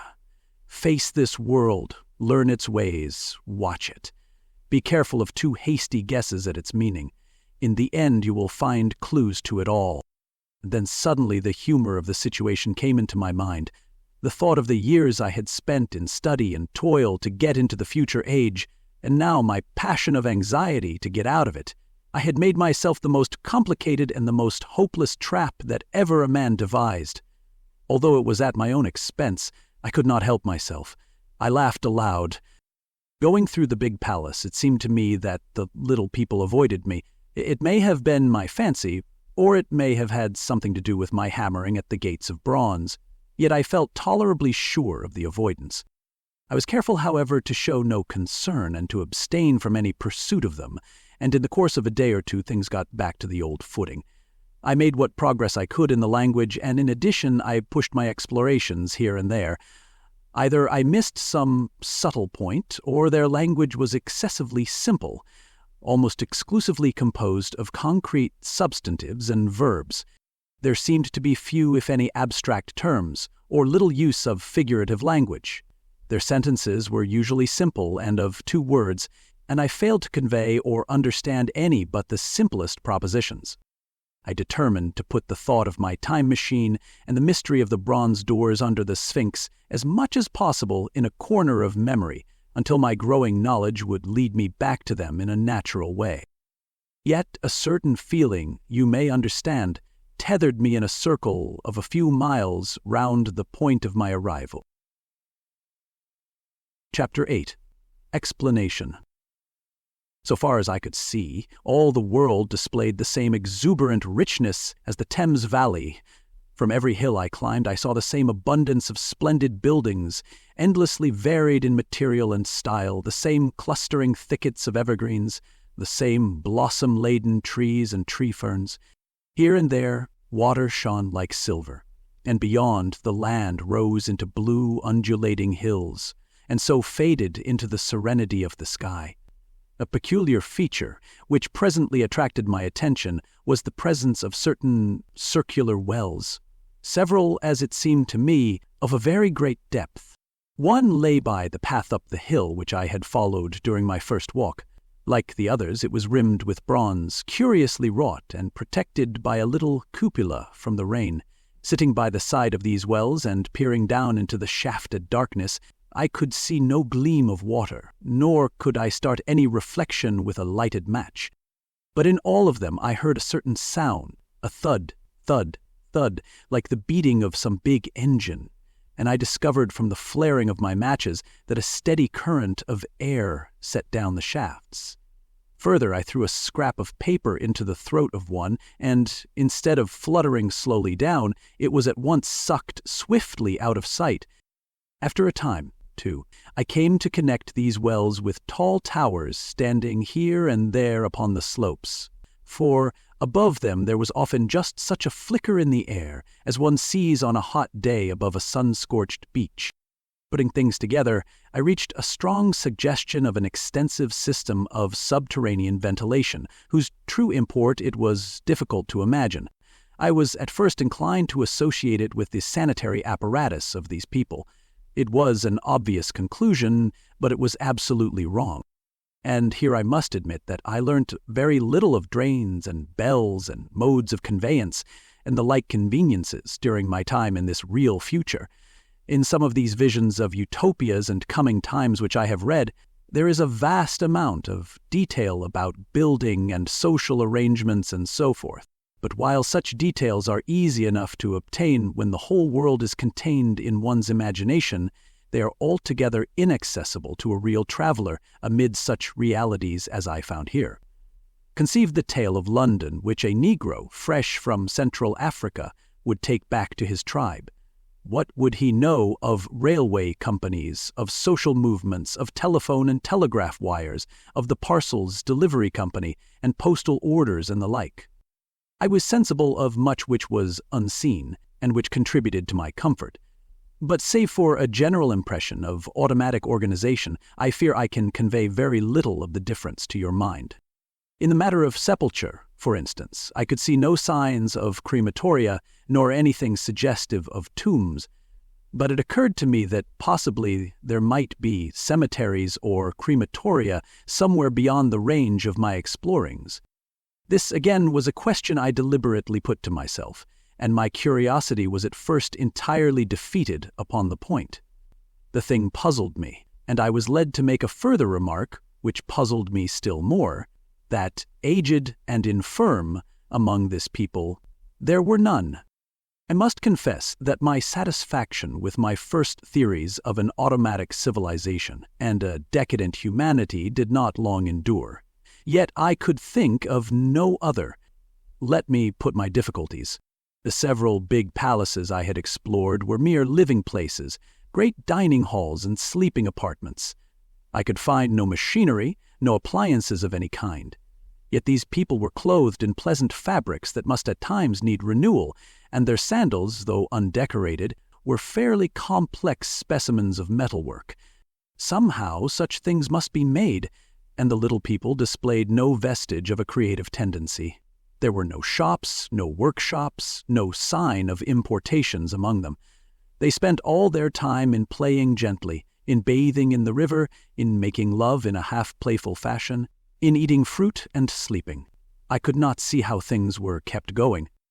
Then, again, about the time machine, something, I knew not what, had taken it into the hollow pedestal of the white Sphinx. Why? For the life of me I could not imagine. Those waterless wells, too, those flickering pillars. I felt I lacked a clue. I felt, how shall I put it? Suppose you found an inscription, with sentences here and there in excellent plain English, and interpolated therewith others made up of words, of letters even, absolutely unknown to you? Well, on the third day of my visit, that was how the world of 802,701 presented itself to me. That day, too, I made a friend of a sort. It happened that, as I was watching some of the little people bathing in a shallow, one of them was seized with cramp and began drifting downstream. The main current ran rather swiftly, but not too strongly for even a moderate swimmer. It will give you an idea, therefore, of the strange deficiency in these creatures when I tell you that none made the slightest attempt to rescue the weakly crying little thing which was drowning before their eyes. When I realized this, I hurriedly slipped off my clothes, and wading in at a point lower down, I caught the poor mite and drew her safe to land. A little rubbing of the limbs soon brought her round, and I had the satisfaction of seeing she was all right before I left her. I had got to such a low estimate of her kind that I did not expect any gratitude from her. In that, however, I was wrong. This happened in the morning. In the afternoon I met my little woman, as I believe it was, as I was returning towards my center from an exploration, and she received me with cries of delight and presented me with a big garland of flowers, evidently made for me and me alone. The thing took my imagination. Very possibly I had been feeling desolate. At any rate, I did my best to display my appreciation of the gift. We were soon seated together in a little stone arbor, engaged in conversation, chiefly of smiles. The creature's friendliness affected me exactly as a child's might have done. We passed each other flowers, and she kissed my hands. I did the same to hers. Then I tried talk, and found that her name was Weena, which, though I don't know what it meant, somehow seemed appropriate enough. That was the beginning of a queer friendship, which lasted a week, and ended, as I will tell you. She was exactly like a child. She wanted to be with me, always. She tried to follow me everywhere, and on my next journey out and about, it went to my heart to tire her down and leave her at last, exhausted and calling after me rather plaintively. But the problems of the world had to be mastered. I had not, I said to myself, come into the future to carry on a miniature flirtation. Yet her distress when I left her was very great.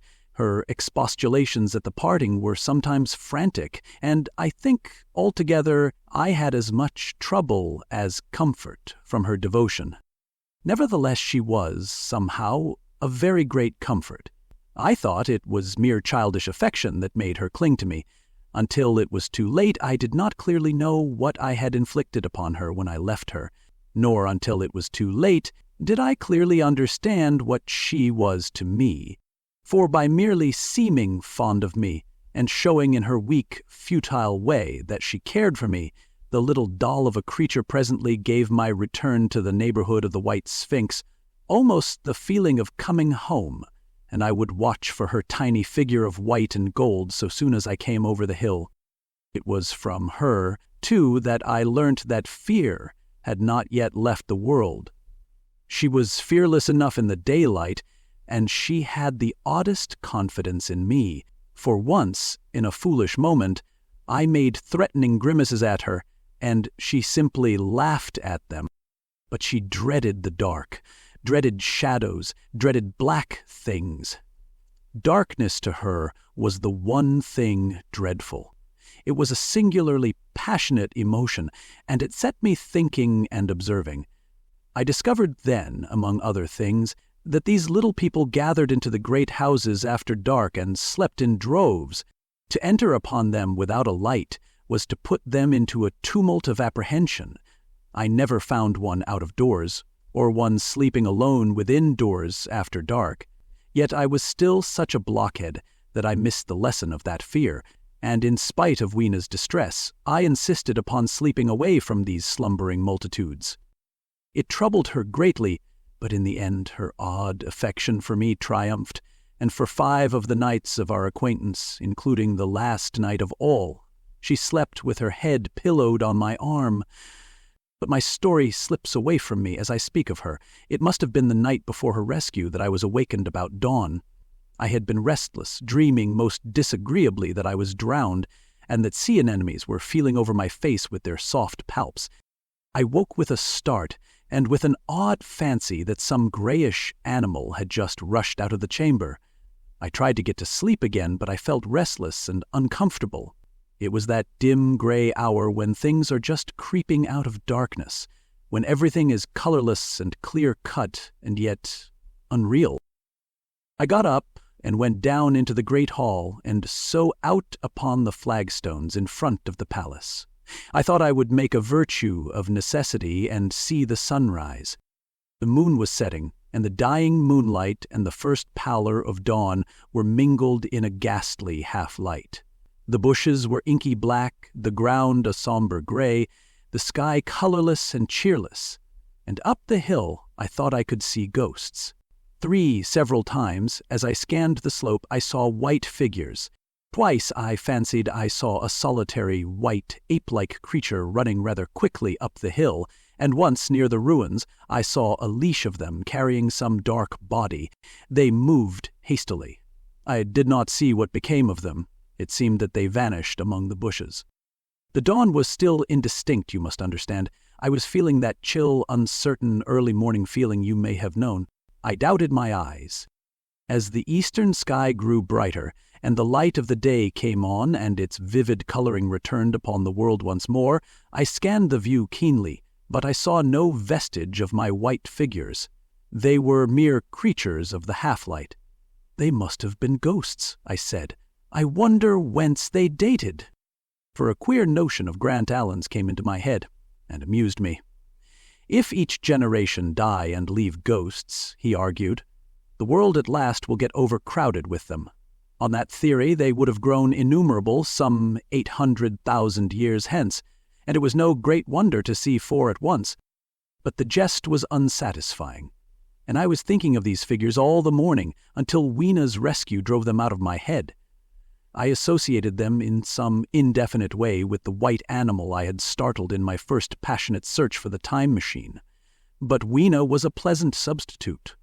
Yet all the same, they were soon destined to take far deadlier possession of my mind. I think I have said how much hotter than our own was the weather of this golden age. I cannot account for it. It may be that the sun was hotter, or the earth nearer the sun. It is usual to assume that the sun will go on cooling steadily in the future. But people, unfamiliar with such speculations as those of the younger Darwin, forget that the planets must ultimately fall back, one by one, into the parent body. As these catastrophes occur, the sun will blaze with renewed energy, and it may be that some inner planet had suffered this fate. Whatever the reason, the fact remains that the sun was very much hotter than we know it. Well, one very hot morning, my 4th, I think, as I was seeking shelter from the heat and glare in a colossal ruin near the great house where I slept and fed, there happened this strange thing. Clambering among these heaps of masonry, I found a narrow gallery whose end and side windows were blocked by fallen masses of stone. By contrast with the brilliancy outside, it seemed at first impenetrably dark to me. I entered it groping, for the change from light to blackness made spots of color swim before me. Suddenly I halted, spellbound. A pair of eyes, luminous by reflection against the daylight without, was watching me out of the darkness. The old instinctive dread of wild beasts came upon me. I clenched my hands and steadfastly looked into the glaring eyeballs. I was afraid to turn. Then the thought of the absolute security in which humanity appeared to be living came to my mind, and then I remembered that strange terror of the dark. Overcoming my fear to some extent, I advanced a step and spoke. I will admit that my voice was harsh and ill-controlled. I put out my hand and touched something soft. At once the eyes darted sideways and something white ran past me. I turned with my heart in my mouth and saw a queer little ape-like figure, its head held down in a peculiar manner, running across the sunlit space behind me. It blundered against a block of granite, staggered aside, and in a moment was hidden in a black shadow beneath another pile of ruined masonry. My impression of it is, of course, imperfect, but I know it was a dull white and had strange, large, grayish-red eyes.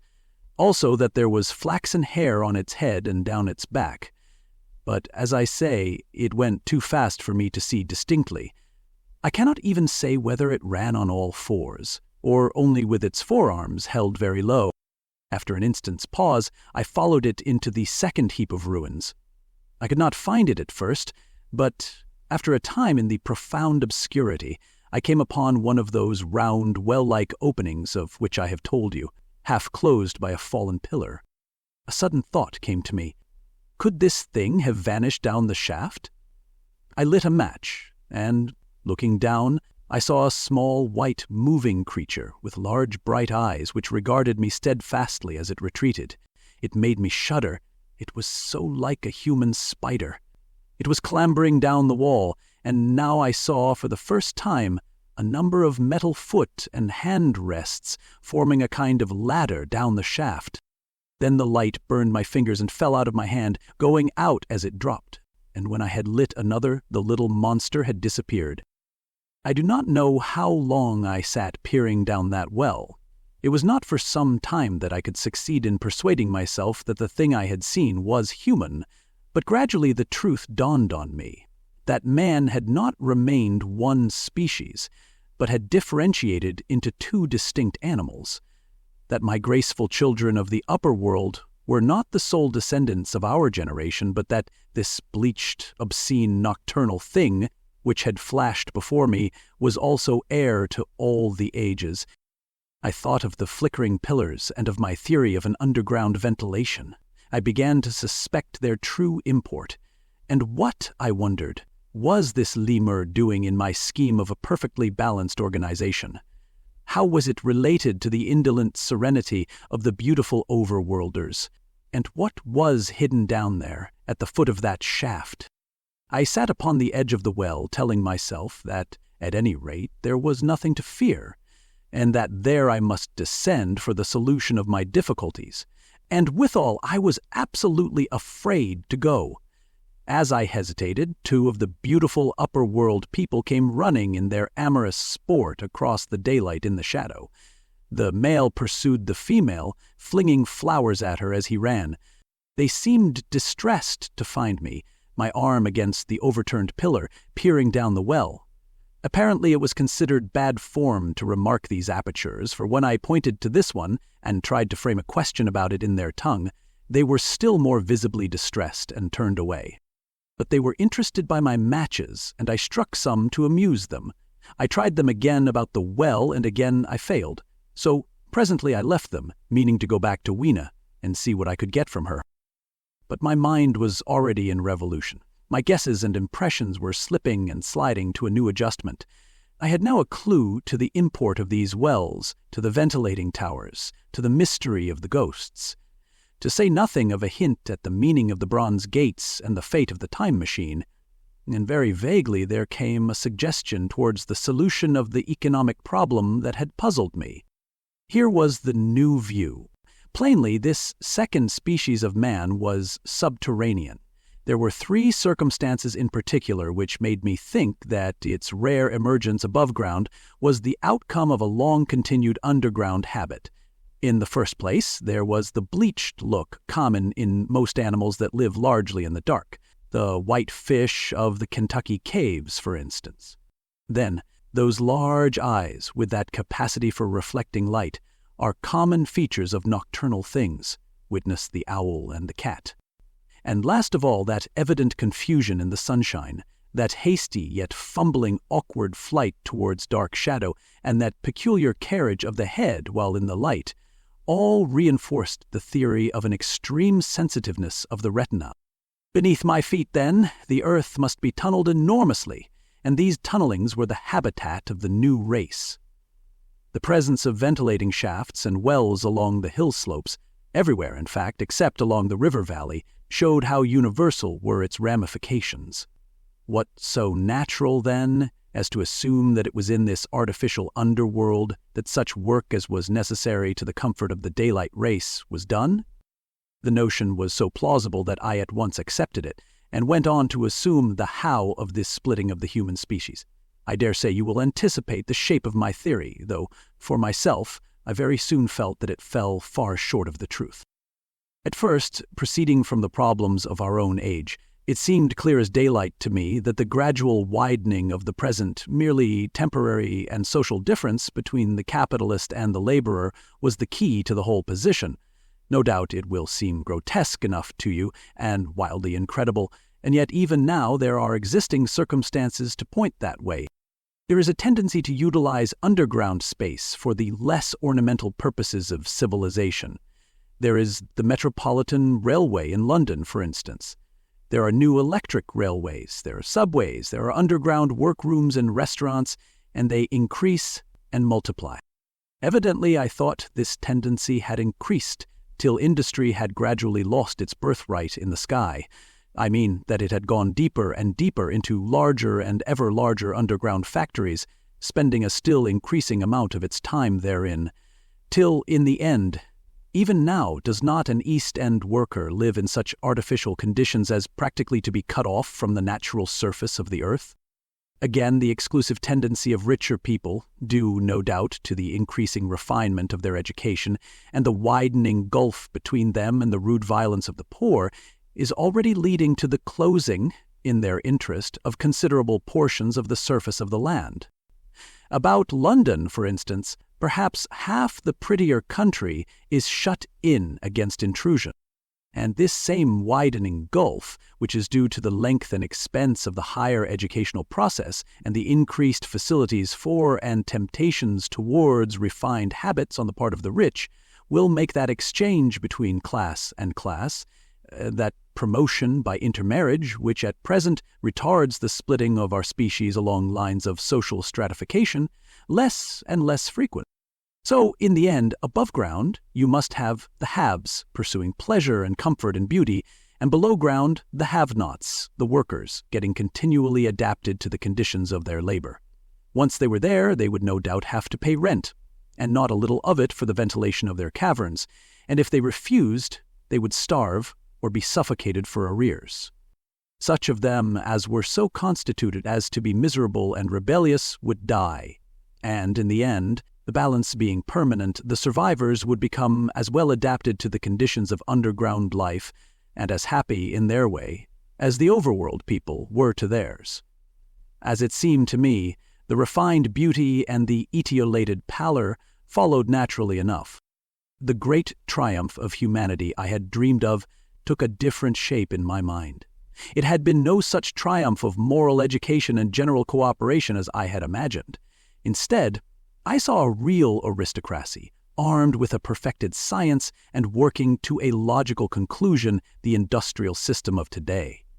Its triumph had not been simply a triumph over nature, but a triumph over nature and the fellow man. This, I must warn you, was my theory at the time. I had no convenient cicerones in the pattern of the utopian books. My explanation may be absolutely wrong. I still think it is the most plausible one. But even on this supposition, the balanced civilization that was at last attained must have long since passed its zenith, and was now far fallen into decay. The too perfect security of the overworlders had led them to a slow movement of degeneration, to a general dwindling in size, strength, and intelligence. That I could see clearly enough already. What had happened to the undergrounders I did not yet suspect, but from what I had seen of the Morlocks, that, by the by, was the name by which these creatures were called, I could imagine that the modification of the human type was even far more profound than among the Eloi, the beautiful race that I already knew. Then came troublesome doubts. Why had the Morlocks taken my time machine? For I felt sure it was they who had taken it. Why, too, if the Eloi were masters, could they not restore the machine to me? And why were they so terribly afraid of the dark? I proceeded, as I have said, to question Weena about this underworld, but here again I was disappointed. At first, she would not understand my questions, and presently she refused to answer them. She shivered as though the topic was unendurable, and when I pressed her, perhaps a little harshly, she burst into tears. They were the only tears, except my own, I ever saw in that golden age. When I saw them, I ceased abruptly to trouble about the Morlocks, and was only concerned in banishing these signs of her human inheritance from Weena's eyes. And very soon she was smiling and clapping her hands, while I solemnly burnt a match. Chapter 9. The Morlocks. It may seem odd to you, but it was 2 days before I could follow up the newfound clue in what was manifestly the proper way. I felt a peculiar shrinking from those pallid bodies.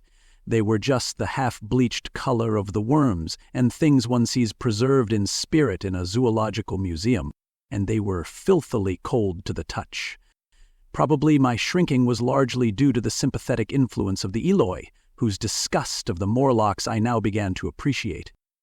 The next night I did not sleep well. Probably my health was a little disordered. I was oppressed with perplexity and doubt. Once or twice I had a feeling of intense fear for which I could perceive no definite reason. I remember creeping noiselessly into the great hall where the little people were sleeping in the moonlight. That night Weena was among them, and feeling reassured by their presence, it occurred to me even then that in the course of a few days the moon must pass through its last quarter, and the nights grow dark, when the appearances of these unpleasant creatures from below, these whitened lemurs, this new vermin that had replaced the old, might be more abundant. And on both these days I had the restless feeling of one who shirks an inevitable duty. I felt assured that the time machine was only to be recovered by boldly penetrating these mysteries of underground. Yet I could not face the mystery. If only I had had a companion, it would have been different. But I was so horribly alone, and even to clamber down into the darkness of the well appalled me. I don't know if you will understand my feeling, but I never felt quite safe at my back. It was this restlessness, this insecurity perhaps, that drove me farther and farther afield in my exploring expeditions. Going to the southwestward, towards the rising country that is now called Combe Wood, I observed far off, in the direction of 19th-century Banstead, a vast green structure, different in character from any I had hitherto seen. It was larger than the largest of the palaces or ruins I knew, and the facade had an oriental look, the face of it having the luster as well as the pale green tint, a kind of bluish green of a certain type of Chinese porcelain. This difference in aspect suggested a difference in use, and I was minded to push on and explore, but the day was growing late, and I had come upon the site of the place after a long and tiring circuit, so I resolved to hold over the adventure for the following day, and I returned to the welcome and the caresses of little Weena. But next morning I perceived clearly enough that my curiosity regarding the Palace of Green Porcelain was a piece of self-deception, to enable me to shirk by another day an experience I dreaded. I resolved I would make the descent without further waste of time, and started out in the early morning towards a well near the ruins of granite and aluminium.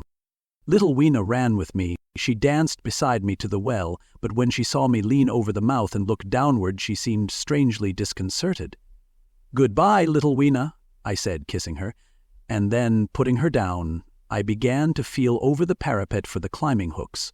Rather hastily, I may as well confess, for I feared my courage might leak away. At first she watched me in amazement. Then she gave a most piteous cry, and running to me she began to pull at me with her little hands. I think her opposition nerved me rather to proceed. I shook her off, perhaps a little roughly, and in another moment I was in the throat of the well. I saw her agonized face over the parapet and smiled to reassure her. Then I had to look down at the unstable hooks to which I clung. I had to clamber down a shaft of perhaps 200 yards. The descent was effected by means of metallic bars projecting from the sides of the well, and these being adapted to the needs of a creature much smaller and lighter than myself, I was speedily cramped and fatigued by the descent, and not simply fatigued. One of the bars bent suddenly under my weight and almost swung me off into the blackness beneath. For a moment I hung by one hand, and after that experience I did not dare to rest again. Though my arms and back were presently acutely painful, I went on clambering down the sheer descent with as quick a motion as possible. Glancing upward, I saw the aperture, a small blue disk in which a star was visible, while little Weena's head showed as a round black projection. The thudding sound of a machine below grew louder and more oppressive. Everything save that little disk above was profoundly dark, and when I looked up again, Weena had disappeared. I was in an agony of discomfort. I had some thought of trying to go up the shaft again and leave the underworld alone, but even while I turned this over in my mind, I continued to descend. At last, with intense relief, I saw, dimly coming up a foot to the right of me, a slender loophole in the wall. Swinging myself in, I found it was the aperture of a narrow, horizontal tunnel in which I could lie down and rest. It was not too soon. My arms ached, my back was cramped, and I was trembling with the prolonged terror of a fall. Besides this, the unbroken darkness had a distressing effect upon my eyes. The air was full of the throb and hum of machinery pumping air down the shaft. I do not know how long I lay. I was roused by a soft hand touching my face. Starting up in the darkness, I snatched at my matches, and hastily striking one, I saw 3 stooping white creatures similar to the one I had seen above ground in the ruin, hastily retreating before the light. Living as they did in what appeared to me impenetrable darkness, their eyes were abnormally large and sensitive, just as are the pupils of the abysmal fishes, and they reflected the light in the same way.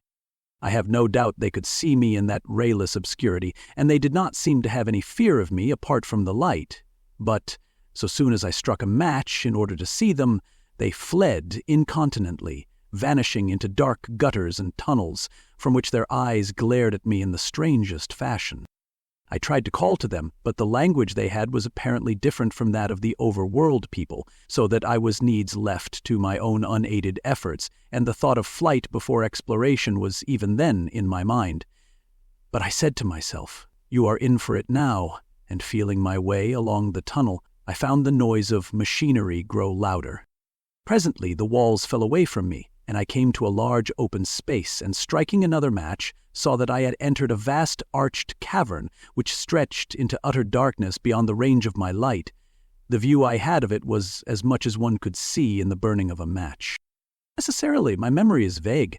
Great shapes, like big machines, rose out of the dimness and cast grotesque black shadows, in which dim spectral Morlocks sheltered from the glare. The place, by the by, was very stuffy and oppressive, and the faint halitus of freshly shed blood was in the air. Some way down the central vista was a little table of white metal, laid with what seemed a meal. The Morlocks, at any rate, were carnivorous. Even at the time, I remember wondering what large animal could have survived to furnish the red joint I saw. It was all very indistinct, the heavy smell, the big, unmeaning shapes, the obscene figures lurking in the shadows and only waiting for the darkness to come at me again. Then the match burnt down and stung my fingers and fell a wriggling red spot in the blackness. I have thought since how particularly ill-equipped I was for such an experience. When I had started with the time machine, I had started with the absurd assumption that the men of the future would certainly be infinitely ahead of ourselves in all their appliances. I had come without arms, without medicine, without anything to smoke. At times I missed tobacco frightfully, even without enough matches. If only I had thought of a Kodak, I could have flashed that glimpse of the underworld in a second and examined it at leisure. But as it was, I stood there with only the weapons and the powers that nature had endowed me with, hands, feet, and teeth. These and 4 safety matches that still remained to me. I was afraid to push my way in among all this machinery in the dark, and it was only with my last glimpse of light I discovered that my store of matches had run low. It had never occurred to me until that moment that there was any need to economize them, and I had wasted almost half the box in astonishing the overworlders to whom fire was a novelty. Now, as I say, I had 4 left, and while I stood in the dark, a hand touched mine. Lank fingers came feeling over my face, and I was sensible of a peculiar, unpleasant odor. I fancied I heard the breathing of a crowd of those dreadful little beings about me. I felt the box of matches in my hand being gently disengaged, and other hands behind me plucking at my clothing. The sense of these unseen creatures examining me was indescribably unpleasant. The sudden realization of my ignorance of their ways of thinking and doing came home to me very vividly in the darkness. I shouted at them as loudly as I could. They started away, and then I could feel them approaching me again. They clutched at me more boldly, whispering odd sounds to each other. I shivered violently and shouted again, rather discordantly. This time they were not so seriously alarmed, and they made a queer laughing noise as they came back at me. I will confess I was horribly frightened. I determined to strike another match and escape under the protection of its glare. I did so, and eking out the flicker with a scrap of paper from my pocket, I made good my retreat to the narrow tunnel. But I had scarce entered this when my light was blown out, and in the blackness I could hear the Morlocks rustling like wind among leaves and pattering like the rain as they hurried after me. In a moment I was clutched by several hands, and there was no mistaking that they were trying to haul me back. I struck another light and waved it in their dazzled faces. You can scarce imagine how nauseatingly inhuman they looked, those pale, chinless faces and great, lidless, pinkish-gray eyes, as they stared in their blindness and bewilderment. But I did not stay to look, I promise you. I retreated again, and when my second match had ended, I struck my third. It had almost burnt through when I reached the opening into the shaft. I lay down on the edge, for the throb of the great pump below made me giddy. Then I felt sideways for the projecting hooks, and, as I did so, my feet were grasped from behind, and I was violently tugged backward. I lit my last match, and it incontinently went out. But I had my hand on the climbing bars now, and, kicking violently, I disengaged myself from the clutches of the Morlocks and was speedily clambering up the shaft, while they stayed peering and blinking up at me. All but one little wretch, who followed me for some way, and well-nigh secured my boot as a trophy. That climb seemed interminable to me. With the last 20 or 30 feet of it, a deadly nausea came upon me. I had the greatest difficulty in keeping my hold. The last few yards was a frightful struggle against this faintness. Several times my head swam, and I felt all the sensations of falling. At last, however, I got over the well mouth somehow, and staggered out of the ruin into the blinding sunlight. I fell upon my face. Even the soil smelt sweet and clean. Then I remember Weena kissing my hands and ears, and the voices of others among the Eloi. Then, for a time, I was insensible. Chapter 10. When Night Came. Now, indeed, I seemed in a worse case than before. Hitherto, except during my night's anguish at the loss of the time machine, I had felt a sustaining hope of ultimate escape, but that hope was staggered by these new discoveries. Hitherto I had merely thought myself impeded by the childish simplicity of the little people, and by some unknown forces which I had only to understand to overcome. But there was an altogether new element in the sickening quality of the Morlocks, a something inhuman and malign. Instinctively I loathed them. Before I had felt as a man might feel who had fallen into a pit. My concern was with the pit and how to get out of it. Now I felt like a beast in a trap, whose enemy would come upon him soon. The enemy I dreaded may surprise you. It was the darkness of the new moon. Weena had put this into my head by some at first incomprehensible remarks about the dark nights. It was not now such a very difficult problem to guess what the coming dark nights might mean. The moon was on the wane. Each night there was a longer interval of darkness, and I now understood, to some slight degree at least, the reason of the fear of the little upper world people for the dark. I wondered vaguely what foul villainy it might be that the Morlocks did under the new moon. I felt pretty sure now that my second hypothesis was all wrong. The upper-world people might once have been the favored aristocracy, and the Morlocks their mechanical servants, but that had long since passed away. The two species that had resulted from the evolution of man were sliding down towards, or had already arrived at, an altogether new relationship. The Eloi, like the Carlivinian kings, had decayed to a mere beautiful futility. They still possessed the earth on sufferance, since the Morlocks, subterranean for innumerable generations, had come at last to find the daylit surface intolerable, and the Morlocks made their garments, I inferred, and maintained them in their habitual needs, perhaps through the survival of an old habit of service. They did it as a standing horse paws with his foot, or as a man enjoys killing animals in sport, because ancient and departed necessities had impressed it on the organism, but clearly the old order was already in part reversed. The nemesis of the delicate ones was creeping on apace. Ages ago, thousands of generations ago, man had thrust his brother man out of the ease and the sunshine, and now that brother was coming back, changed. Already the Eloi had begun to learn one old lesson anew. They were becoming reacquainted with fear, and suddenly there came into my head the memory of the meat I had seen in the underworld. It seemed odd how it floated into my mind, not stirred up, as it were, by the current of my meditations, but coming in almost like a question from outside. I tried to recall the form of it. I had a vague sense of something familiar, but I could not tell what it was at the time. Still, however helpless the little people in the presence of their mysterious fear, I was differently constituted. I came out of this age of ours, this ripe prime of the human race, when fear does not paralyze and mystery has lost its terrors. I at least would defend myself. Without further delay, I determined to make myself arms and a fastness where I might sleep. With that refuge as a base, I could face this strange world with some of that confidence I had lost, and realizing to what creatures night by night I lay exposed, I felt I could never sleep again until my bed was secure from them. I shuddered with horror to think how they must already have examined me.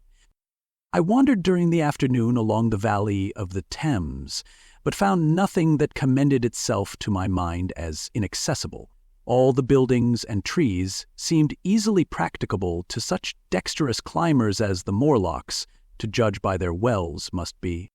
Then the tall pinnacles of the palace of green porcelain and the polished gleam of its walls came back to my memory, and in the evening, taking Weena like a child upon my shoulder, I went up the hills towards the southwest. The distance, I had reckoned, was 7 or 8 miles, but it must have been nearer 18. I had first seen the place on a moist afternoon when distances are deceptively diminished. In addition, the heel of one of my shoes was loose, and a nail was working through the sole. They were comfortable old shoes I wore about indoors, so that I was lame. And it was already long past sunset when I came in sight of the palace, silhouetted black against the pale yellow of the sky.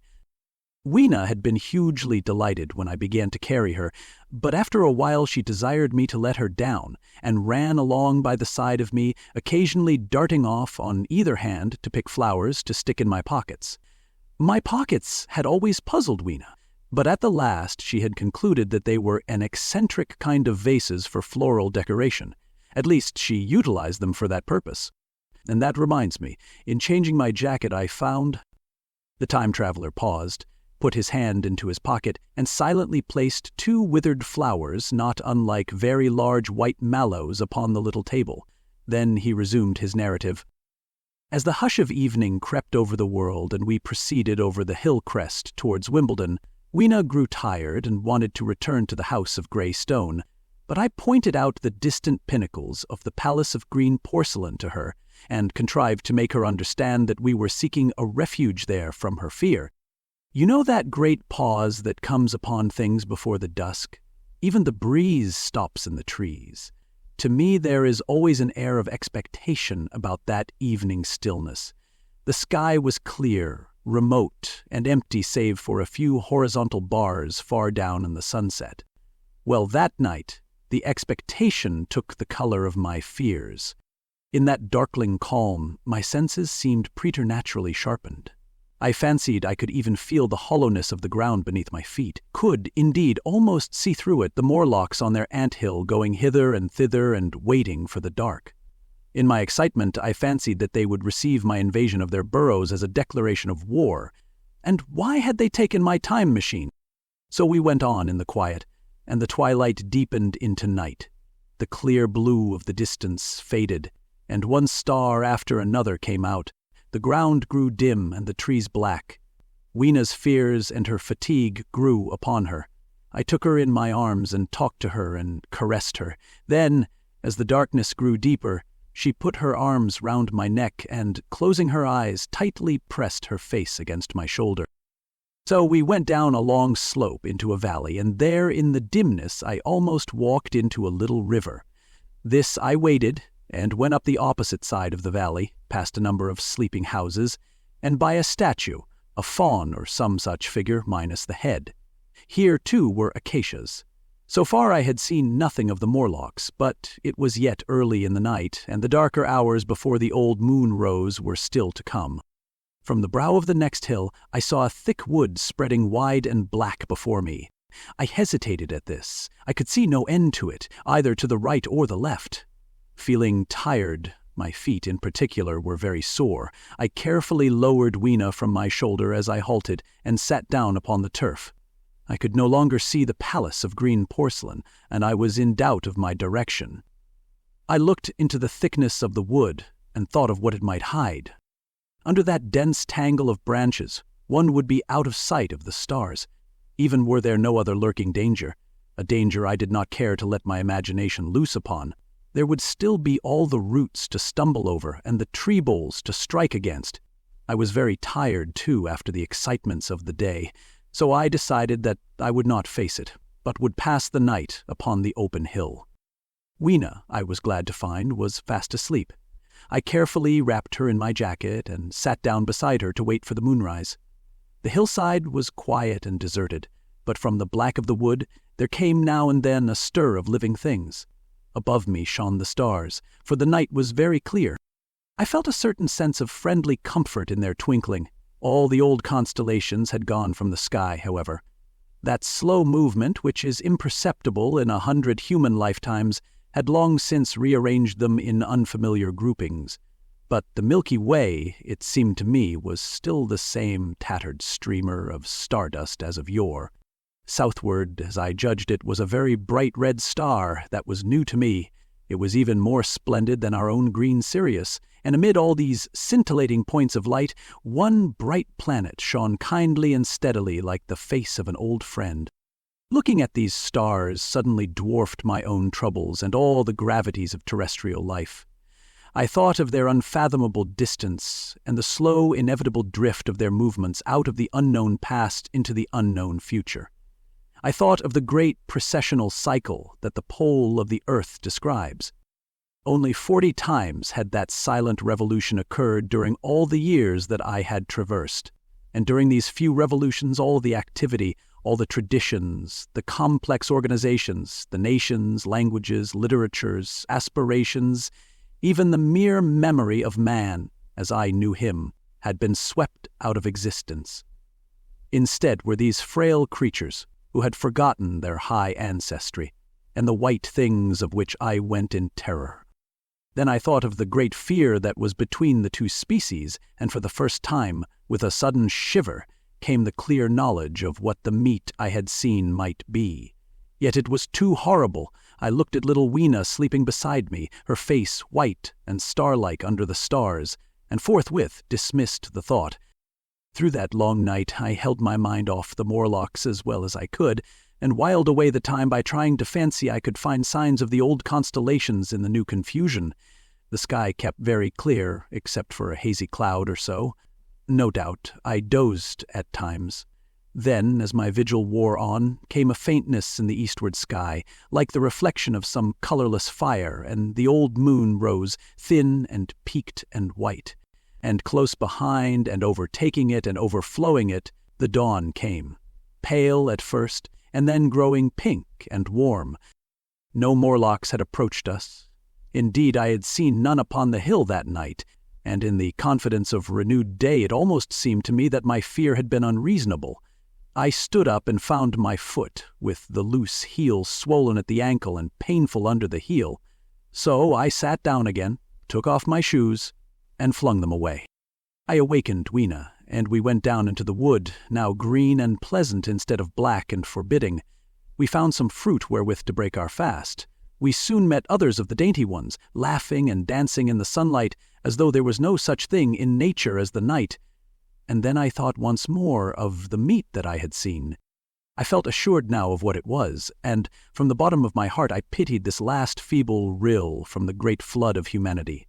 Clearly, at some time in the long ago of human decay, the Morlocks' food had run short. Possibly they had lived on rats and such like vermin. Even now man is far less discriminating and exclusive in his food than he was, far less than any monkey. His prejudice against human flesh is no deep-seated instinct. And so these inhuman sons of men, I tried to look at the thing in a scientific spirit. After all, they were less human and more remote than our cannibal ancestors of 3,000 or 4,000 years ago, and the intelligence that would have made this state of things a torment had gone. Why should I trouble myself? These Eloi were mere fatted cattle, which the ant-like Morlocks preserved and preyed upon, probably saw to the breeding of, and there was Weena dancing at my side. Then I tried to preserve myself from the horror that was coming upon me by regarding it as a rigorous punishment of human selfishness. Man had been content to live in ease and delight upon the labors of his fellow man, had taken necessity as his watchword and excuse, and in the fullness of time, necessity had come home to him. I even tried a Carlyle-like scorn of this wretched aristocracy in decay. But this attitude of mind was impossible. However great their intellectual degradation, the Eloi had kept too much of the human form not to claim my sympathy and to make me perforce a sharer in their degradation and their fear. I had at that time very vague ideas as to the course I should pursue. My first was to secure some safe place of refuge, and to make myself such arms of metal or stone as I could contrive. That necessity was immediate. In the next place, I hoped to procure some means of fire, so that I should have the weapon of a torch at hand, for nothing, I knew, would be more efficient against these Morlocks. Then I wanted to arrange some contrivance to break open the doors of bronze under the white Sphinx. I had in mind a battering ram. I had a persuasion that if I could enter those doors and carry a blaze of light before me, I should discover the time machine and escape. I could not imagine the Morlocks were strong enough to move it far away. Weena I had resolved to bring with me to our own time, and turning such schemes over in my mind, I pursued our way towards the building which my fancy had chosen as our dwelling. Chapter 11. The Palace of Green Porcelain. I found the Palace of Green Porcelain, when we approached it about noon, deserted and falling into ruin. Only ragged vestiges of glass remained in its windows, and great sheets of the green facing had fallen away from the corroded metallic framework. It lay very high upon a turfy down, and looking northeastward before I entered it, I was surprised to see a large estuary, or even creek, where I judged Wandsworth and Battersea must once have been. I thought then, though I never followed up the thought, of what might have happened, or might be happening, to the living things in the sea. The material of the palace proved on examination to be indeed porcelain, and along the face of it I saw an inscription in some unknown character. I thought, rather foolishly, that Weena might help me to interpret this, but I only learnt that the bare idea of writing had never entered her head. She always seemed to me, I fancy, more human than she was, perhaps because her affection was so human. Within the big valves of the door, which were open and broken, we found, instead of the customary hall, a long gallery lit by many side windows. At the first glance I was reminded of a museum. The tiled floor was thick with dust, and a remarkable array of miscellaneous objects was shrouded in the same grey covering. Then I perceived standing, strange and gaunt in the centre of the hall, what was clearly the lower part of a huge skeleton. I recognized by the oblique feet that it was some extinct creature, after the fashion of the megatherium. The skull and the upper bones lay beside it in the thick dust, and in one place, where rainwater had dropped through a leak in the roof, the thing itself had been worn away. Further in the gallery was the huge skeleton barrel of a brontosaurus. My museum hypothesis was confirmed. Going towards the side, I found what appeared to be sloping shelves, and clearing away the thick dust, I found the old familiar glass cases of our own time. But they must have been airtight to judge from the fair preservation of some of their contents. Clearly, we stood among the ruins of some latter-day South Kensington. Here, apparently, was the paleontological section, and a very splendid array of fossils it must have been, though the inevitable process of decay that had been staved off for a time and had, through the extinction of bacteria and fungi, lost 99/100ths of its force, was nevertheless with extreme sureness, if with extreme slowness, at work again upon all its treasures. Here and there I found traces of the little people in the shape of rare fossils broken to pieces or threaded in strings upon reeds, and the cases had in some instances been bodily removed, by the Morlocks, as I judged. The place was very silent. The thick dust deadened our footsteps. Weena, who had been rolling a sea urchin down the sloping glass of a case, presently came as I stared about me, and very quietly took my hand and stood beside me. And at first I was so much surprised by this ancient monument of an intellectual age that I gave no thought to the possibilities it presented. Even my preoccupation about the time machine receded a little from my mind. To judge from the size of the place, this palace of green porcelain had a great deal more in it than a gallery of paleontology, possibly historical galleries. It might be even a library. To me, at least in my present circumstances, these would be vastly more interesting than this spectacle of old-time geology and decay. Exploring, I found another short gallery, running transversely to the first. This appeared to be devoted to minerals, and the sight of a block of sulfur set my mind running on gunpowder. But I could find no saltpeter, indeed no nitrates of any kind. Doubtless they had deliquesced ages ago, yet the sulfur hung in my mind and set up a train of thinking. As for the rest of the contents of that gallery, though on the whole they were the best preserved of all I saw, I had little interest. I am no specialist in mineralogy, and I went on down a very ruinous aisle running parallel to the first hall I had entered. Apparently this section had been devoted to natural history, but everything had long since passed out of recognition. A few shriveled and blackened vestiges of what had once been stuffed animals, desiccated mummies in jars that had once held spirit, a brown dust of departed plants. That was all. I was sorry for that, because I should have been glad to trace the patient readjustments by which the conquest of animated nature had been attained. Then we came to a gallery of simply colossal proportions, but singularly ill-lit, the floor of it running downward at a slight angle from the end at which I entered. At intervals, white globes hung from the ceiling, many of them cracked and smashed, which suggested that originally the place had been artificially lit. Here I was more in my element, for rising on either side of me were the huge bulks of big machines, all greatly corroded and many broken down, but some still fairly complete. You know, I have a certain weakness for mechanism, and I was inclined to linger among these, the more so as for the most part they had the interest of puzzles, and I could make only the vaguest guesses at what they were for.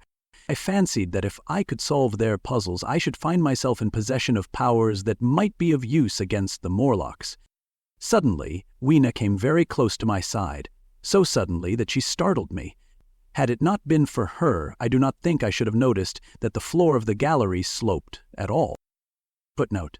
It may be, of course, that the floor did not slope, but that the museum was built into the side of a hill. The end I had come in at was quite above ground and was lit by rare slit-like windows. As you went down the length, the ground came up against these windows, until at last there was a pit like the area of a London house before each, and only a narrow line of daylight at the top. I went slowly along, puzzling about the machines, and had been too intent upon them to notice the gradual diminution of the light until Weena's increasing apprehensions drew my attention. Then I saw that the gallery ran down at last into a thick darkness. I hesitated, and then, as I looked round me, I saw that the dust was less abundant and its surface less even. Further away towards the dimness, it appeared to be broken by a number of small, narrow footprints. My sense of the immediate presence of the Morlocks revived at that. I felt that I was wasting my time in the academic examination of machinery. I called to mind that it was already far advanced in the afternoon, and that I had still no weapon, no refuge, and no means of making a fire. And then, down in the remote blackness of the gallery, I heard a peculiar pattering, and the same odd noises I had heard down the well. I took Weena's hand. Then, struck with a sudden idea, I left her and turned to a machine from which projected a lever not unlike those in a signal box. Clambering upon the stand and grasping this lever in my hands, I put all my weight upon it sideways. Suddenly, Weena, deserted in the central aisle, began to whimper.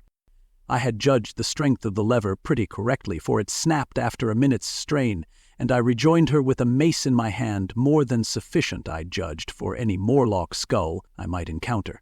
And I longed very much to kill a Morlock or so.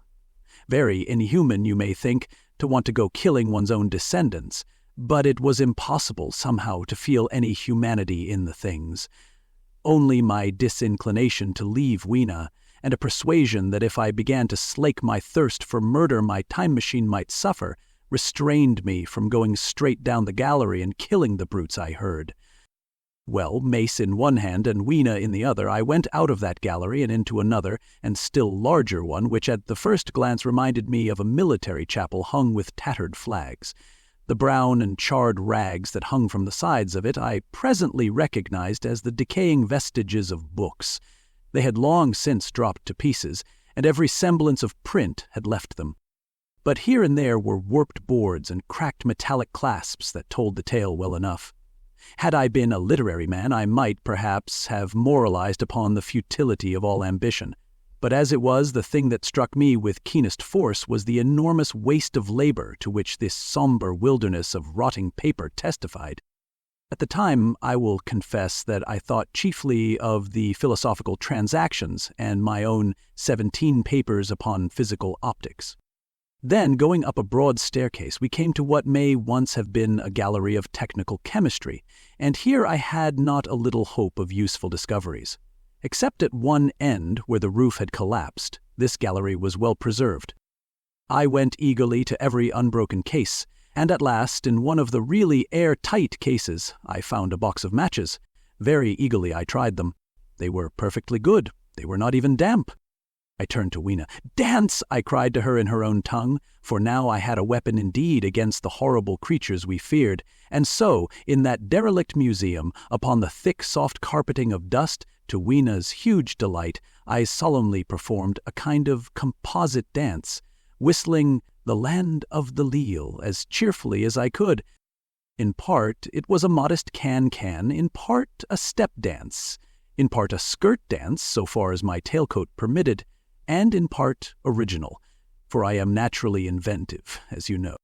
Now, I still think that for this box of matches to have escaped the wear of time for immemorial years was a most strange, as for me it was a most fortunate, thing. Yet, oddly enough, I found a far unlikelier substance, and that was camphor. I found it in a sealed jar that by chance, I supposed, had been really hermetically sealed. I fancied at first that it was paraffin wax, and smashed the glass accordingly, but the odor of camphor was unmistakable. In the universal decay, this volatile substance had chanced to survive, perhaps through many thousands of centuries. It reminded me of a sepia painting I had once seen, done from the ink of a fossil belemnite that must have perished and become fossilized millions of years ago. I was about to throw it away, but I remembered that it was inflammable and burnt with a good bright flame, was, in fact, an excellent candle, and I put it in my pocket. I found no explosives, however, nor any means of breaking down the bronze doors. As yet, my iron crowbar was the most helpful thing I had chanced upon. Nevertheless, I left that gallery greatly elated. I cannot tell you all the story of that long afternoon. It would require a great effort of memory to recall my explorations in at all the proper order. I remember a long gallery of rusting stands of arms and how I hesitated between my crowbar and a hatchet or a sword.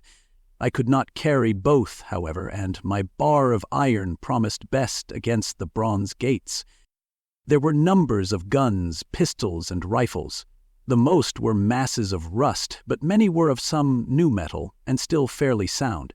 But any cartridges or powder there may once have been had rotted into dust. One corner I saw was charred and shattered, perhaps, I thought, by an explosion among the specimens. In another place was a vast array of idols, Polynesian, Mexican, Grecian, Phoenician, every country on earth, I should think. And here, yielding to an irresistible impulse, I wrote my name upon the nose of a steatite monster from South America that particularly took my fancy. As the evening drew on, my interest waned. I went through gallery after gallery, dusty, silent, often ruinous, the exhibits sometimes mere heaps of rust and lignite, sometimes fresher.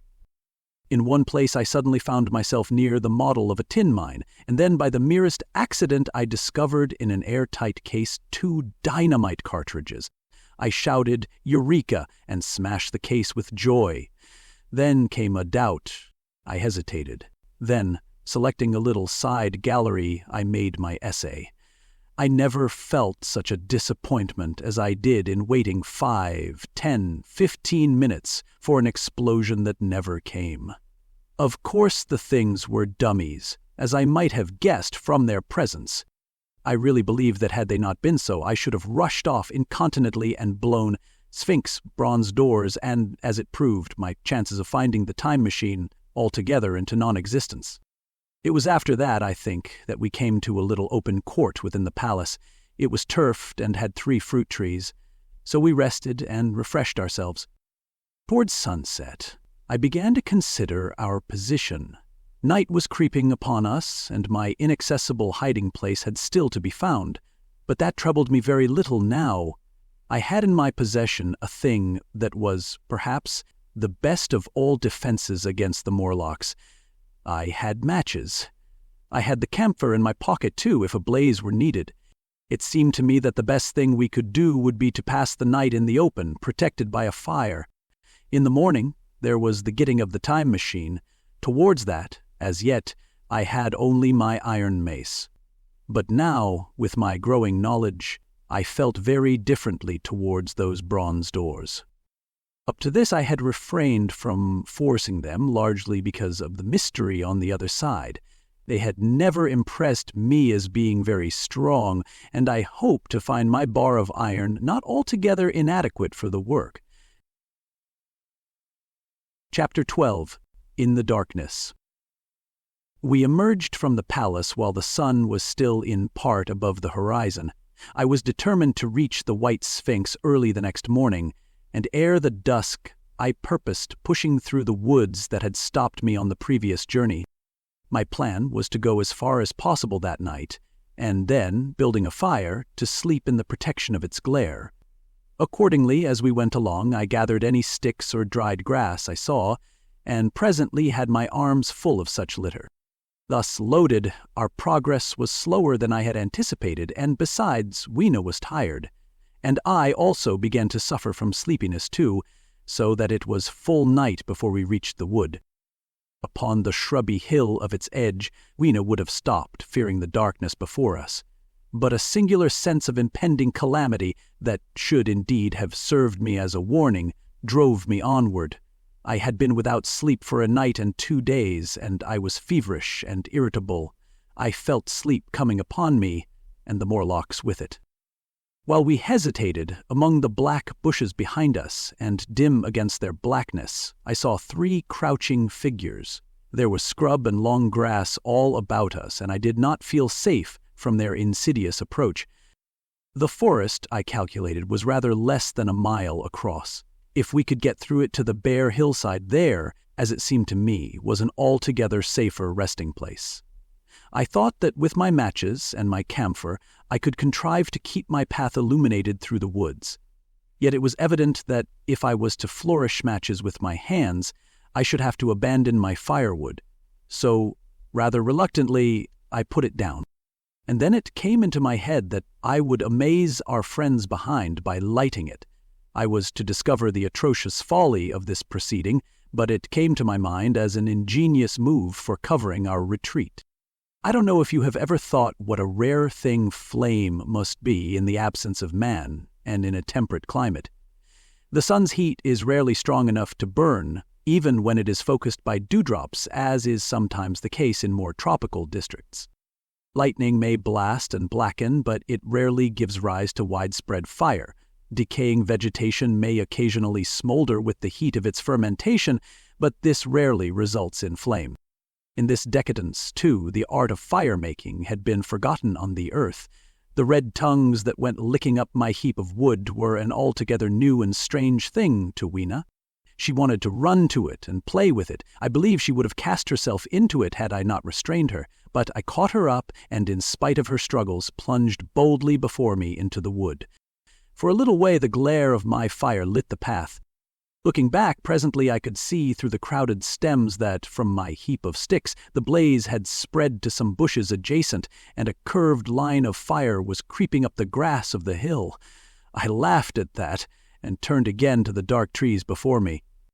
It was very black, and Weena clung to me convulsively, but there was still, as my eyes grew accustomed to the darkness, sufficient light for me to avoid the stems. Overhead it was simply black, except where a gap of remote blue sky shone down upon us, here and there. I lit none of my matches because I had no hand free. Upon my left arm I carried my little one, in my right hand I had my iron bar. For some way I heard nothing but the crackling twigs under my feet, the faint rustle of the breeze above, and my own breathing, and the throb of the blood vessels in my ears. Then I seemed to know of a pattering behind me. I pushed on, grimly. The pattering grew more distinct, and then I caught the same queer sound and voices I had heard in the underworld. There were evidently several of the Morlocks, and they were closing in upon me. Indeed, in another minute, I felt a tug at my coat, then something at my arm, and Weena shivered violently and became quite still. It was time for a match, but to get one I must put her down. I did so, and, as I fumbled with my pocket, a struggle began in the darkness about my knees, perfectly silent on her part, and with the same peculiar cooing sounds from the Morlocks. Soft little hands, too, were creeping over my coat and back, touching even my neck. Then the match scratched and fizzed. I held it, flaring, and saw the white backs of the Morlocks in flight amid the trees. I hastily took a lump of camphor from my pocket and prepared to light it as soon as the match should wane. Then I looked at Weena. She was lying clutching my feet and quite motionless, with her face to the ground. With a sudden fright, I stooped to her. She seemed scarcely to breathe. I lit the block of camphor and flung it to the ground, and as it split and flared up and drove back the Morlocks in the shadows, I knelt down and lifted her. The wood behind seemed full of the stir and murmur of a great company. She seemed to have fainted. I put her carefully upon my shoulder and rose to push on. And then there came a horrible realization. In maneuvering with my matches and Weena, I had turned myself about several times, and now I had not the faintest idea in what direction lay my path. For all I knew, I might be facing back towards the palace of green porcelain. I found myself in a cold sweat. I had to think rapidly what to do. I determined to build a fire and encamp where we were. I put Weena, still motionless, down upon a turfy bowl, and very hastily, as my first lump of camphor waned, I began collecting sticks and leaves. Here and there, out of the darkness round me, the Morlock's eyes shone like carbuncles. The camphor flickered and went out. I lit a match, and as I did so, two white forms that had been approaching Weena dashed hastily away. One was so blinded by the light that he came straight for me, and I felt his bones grind under the blow of my fist. He gave a whoop of dismay, staggered a little way, and fell down. I lit another piece of camphor and went on gathering my bonfire. Presently I noticed how dry was some of the foliage above me, for since my arrival on the time machine, a matter of a week, no rain had fallen. So instead of casting about among the trees for fallen twigs, I began leaping up and dragging down branches. Very soon I had a choking, smoky fire of green wood and dry sticks and could economize my camphor. Then I turned to where Weena lay beside my iron mace. I tried what I could to revive her, but she lay like one dead. I could not even satisfy myself whether or not she breathed. Now the smoke of the fire beat over towards me, and it must have made me heavy of a sudden. Moreover, the vapor of camphor was in the air. My fire would not need replenishing for an hour or so. I felt very weary after my exertion and sat down. The wood, too, was full of a slumberous murmur that I did not understand. I seemed just to nod and open my eyes. But all was dark, and the Morlocks had their hands upon me. Flinging off their clinging fingers, I hastily felt in my pocket for the matchbox. And it had gone. Then they gripped and closed with me again. In a moment I knew what had happened. I had slept, and my fire had gone out, and the bitterness of death came over my soul. The forest seemed full of the smell of burning wood. I was caught by the neck, by the hair, by the arms, and pulled down. It was indescribably horrible in the darkness to feel all these soft creatures heaped upon me. I felt as if I was in a monstrous spider's web. I was overpowered and went down. I felt little teeth nipping at my neck. I rolled over, and as I did so my hand came against my iron lever. It gave me strength. I struggled up, shaking the human rats from me, and, holding the bar short, I thrust where I judged their faces might be. I could feel the succulent giving of flesh and bone under my blows, and for a moment I was free. The strange exultation that so often seems to accompany hard fighting came upon me. I knew that both I and Weena were lost, but I determined to make the Morlocks pay for their meat. I stood with my back to a tree, swinging the iron bar before me. The whole wood was full of the stir and cries of them. A minute passed. Their voices seemed to rise to a higher pitch of excitement, and their movements grew faster. Yet none came within reach. I stood glaring at the blackness. Then suddenly came hope. What if the Morlocks were afraid? And close on the heels of that came a strange thing. The darkness seemed to grow luminous. Very dimly I began to see the Morlocks about me, 3 battered at my feet, and then I recognized with incredulous surprise that the others were running, in an incessant stream as it seemed from behind me, and away through the wood in front, and their backs seemed no longer white but reddish. As I stood agape, I saw a little red spark go drifting across a gap of starlight between the branches and vanish. And at that I understood the smell of burning wood, the slumberous murmur that was growing now into a gusty roar, the red glow, and the Morlocks' flight. Stepping out from behind my tree and looking back, I saw, through the black pillars of the nearer trees, the flames of the burning forest. It was my first fire coming after me. With that I looked for Weena, but she was gone. The hissing and crackling behind me, the explosive thud as each fresh tree burst into flame, left little time for reflection. My iron bar still gripped, I followed in the Morlock's path.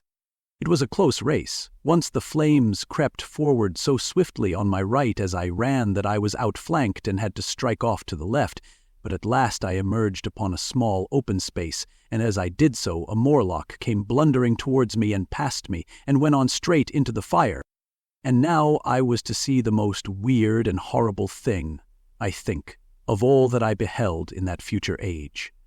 This whole space was as bright as day with the reflection of the fire.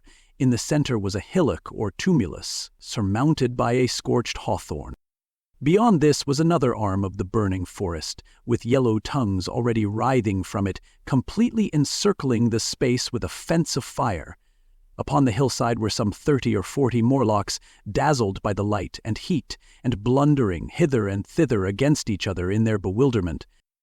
At first I did not realize their blindness, and struck furiously at them with my bar, in a frenzy of fear as they approached me, killing one and crippling several more. But when I had watched the gestures of one of them groping under the hawthorn against the red sky, and heard their moans, I was assured of their absolute helplessness and misery in the glare, and I struck no more of them. Yet every now and then one would come straight towards me, setting loose a quivering horror that made me quick to elude him. At one time the flames died down somewhat, and I feared the foul creatures would presently be able to see me. I was thinking of beginning the fight by killing some of them before this should happen, but the fire burst out again, brightly, and I stayed my hand. I walked about the hill among them and avoided them, looking for some trace of Weena, but Weena was gone. At last I sat down on the summit of the hillock and watched this strange, incredible company of blind things groping to and fro and making uncanny noises to each other as the glare of the fire beat on them. The coiling uprush of smoke streamed across the sky, and through the rare tatters of that red canopy, remote as though they belonged to another universe, shone the little stars. 2 or 3 Morlocks came blundering into me, and I drove them off with blows of my fists, trembling as I did so. For the most part of that night I was persuaded it was a nightmare. I bit myself and screamed in a passionate desire to awake. I beat the ground with my hands and got up and sat down again and wandered here and there and again sat down. Then I would fall to rubbing my eyes and calling upon God to let me awake. Thrice I saw Morlocks put their heads down in a kind of agony and rush into the flames, but at last, above the subsiding red of the fire, above the streaming masses of black smoke and the whitening and blackening tree stumps, and the diminishing numbers of these dim creatures, came the white light of the day. I searched again for traces of Weena, but there were none. It was plain that they had left her poor little body in the forest. I cannot describe how it relieved me to think that it had escaped the awful fate to which it seemed destined. As I thought of that, I was almost moved to begin a massacre of the helpless abominations about me, but I contained myself. The hillock, as I have said, was a kind of island in the forest. From its summit I could now make out through a haze of smoke the palace of green porcelain, and from that I could get my bearings for the white Sphinx. And so, leaving the remnant of these damned souls still going hither and thither and moaning as the day grew clearer, I tied some grass about my feet and limped on across smoking ashes and among black stems that still pulsated internally with fire towards the hiding place of the time machine. I walked slowly, for I was almost exhausted as well as lame, and I felt the intensest wretchedness for the horrible death of little Weena. It seemed an overwhelming calamity. Now, in this old familiar room, it is more like the sorrow of a dream than an actual loss. But that morning it left me absolutely lonely again, terribly alone. I began to think of this house of mine, of this fireside, of some of you, and with such thoughts came a longing that was pain. But as I walked over the smoking ashes under the bright morning sky, I made a discovery. In my trouser pocket were still some loose matches. The box must have leaked before it was lost. Chapter 13. The Trap of the White Sphinx. About 8 or 9 in the morning I came to the same seat of yellow metal from which I had viewed the world upon the evening of my arrival. I thought of my hasty conclusions upon that evening, and could not refrain from laughing bitterly at my confidence. Here was the same beautiful scene, the same abundant foliage, the same splendid palaces and magnificent ruins, the same silver river running between its fertile banks. The gay robes of the beautiful people moved hither and thither among the trees. Some were bathing in exactly the place where I had saved Weena, and that suddenly gave me a keen stab of pain. And like blots upon the landscape rose the cupolas above the ways to the underworld. I understood now what all the beauty of the overworld people covered. Very pleasant was their day, as pleasant as the day of the cattle in the field. Like the cattle, they knew of no enemies and provided against no needs, and their end was the same. I grieved to think how brief the dream of the human intellect had been. It had committed suicide. It had set itself steadfastly towards comfort and ease, a balanced society with security and permanency as its watchword. It had attained its hopes. To come to this at last. Once, life and property must have reached almost absolute safety. The rich had been assured of his wealth and comfort, the toiler assured of his life and work. No doubt in that perfect world there had been no unemployed problem, no social question left unsolved, and a great quiet had followed. It is a law of nature we overlook, that intellectual versatility is the compensation for change, danger, and trouble. An animal perfectly in harmony with its environment is a perfect mechanism. Nature never appeals to intelligence until habit and instinct are useless. There is no intelligence where there is no change and no need of change. Only those animals partake of intelligence that have to meet a huge variety of needs and dangers. So, as I see it, the upper world man had drifted towards his feeble prettiness, and the underworld to mere mechanical industry. But that perfect state had lacked one thing, even for mechanical perfection: absolute permanency. Apparently, as time went on, the feeding of an underworld, however it was effected, had become disjointed. Mother Necessity, who had been staved off for a few thousand years, came back again, and she began below. The underworld being in contact with machinery which, however perfect, still needs some little thought outside habit, had probably retained perforce rather more initiative, if less of every other human character than the upper, and when other meat failed them, they turned to what old habit had hitherto forbidden. So I say I saw it in my last view of the world of 802,701. It may be as wrong an explanation as mortal wit could invent. It is how the thing shaped itself to me, and as that I give it to you.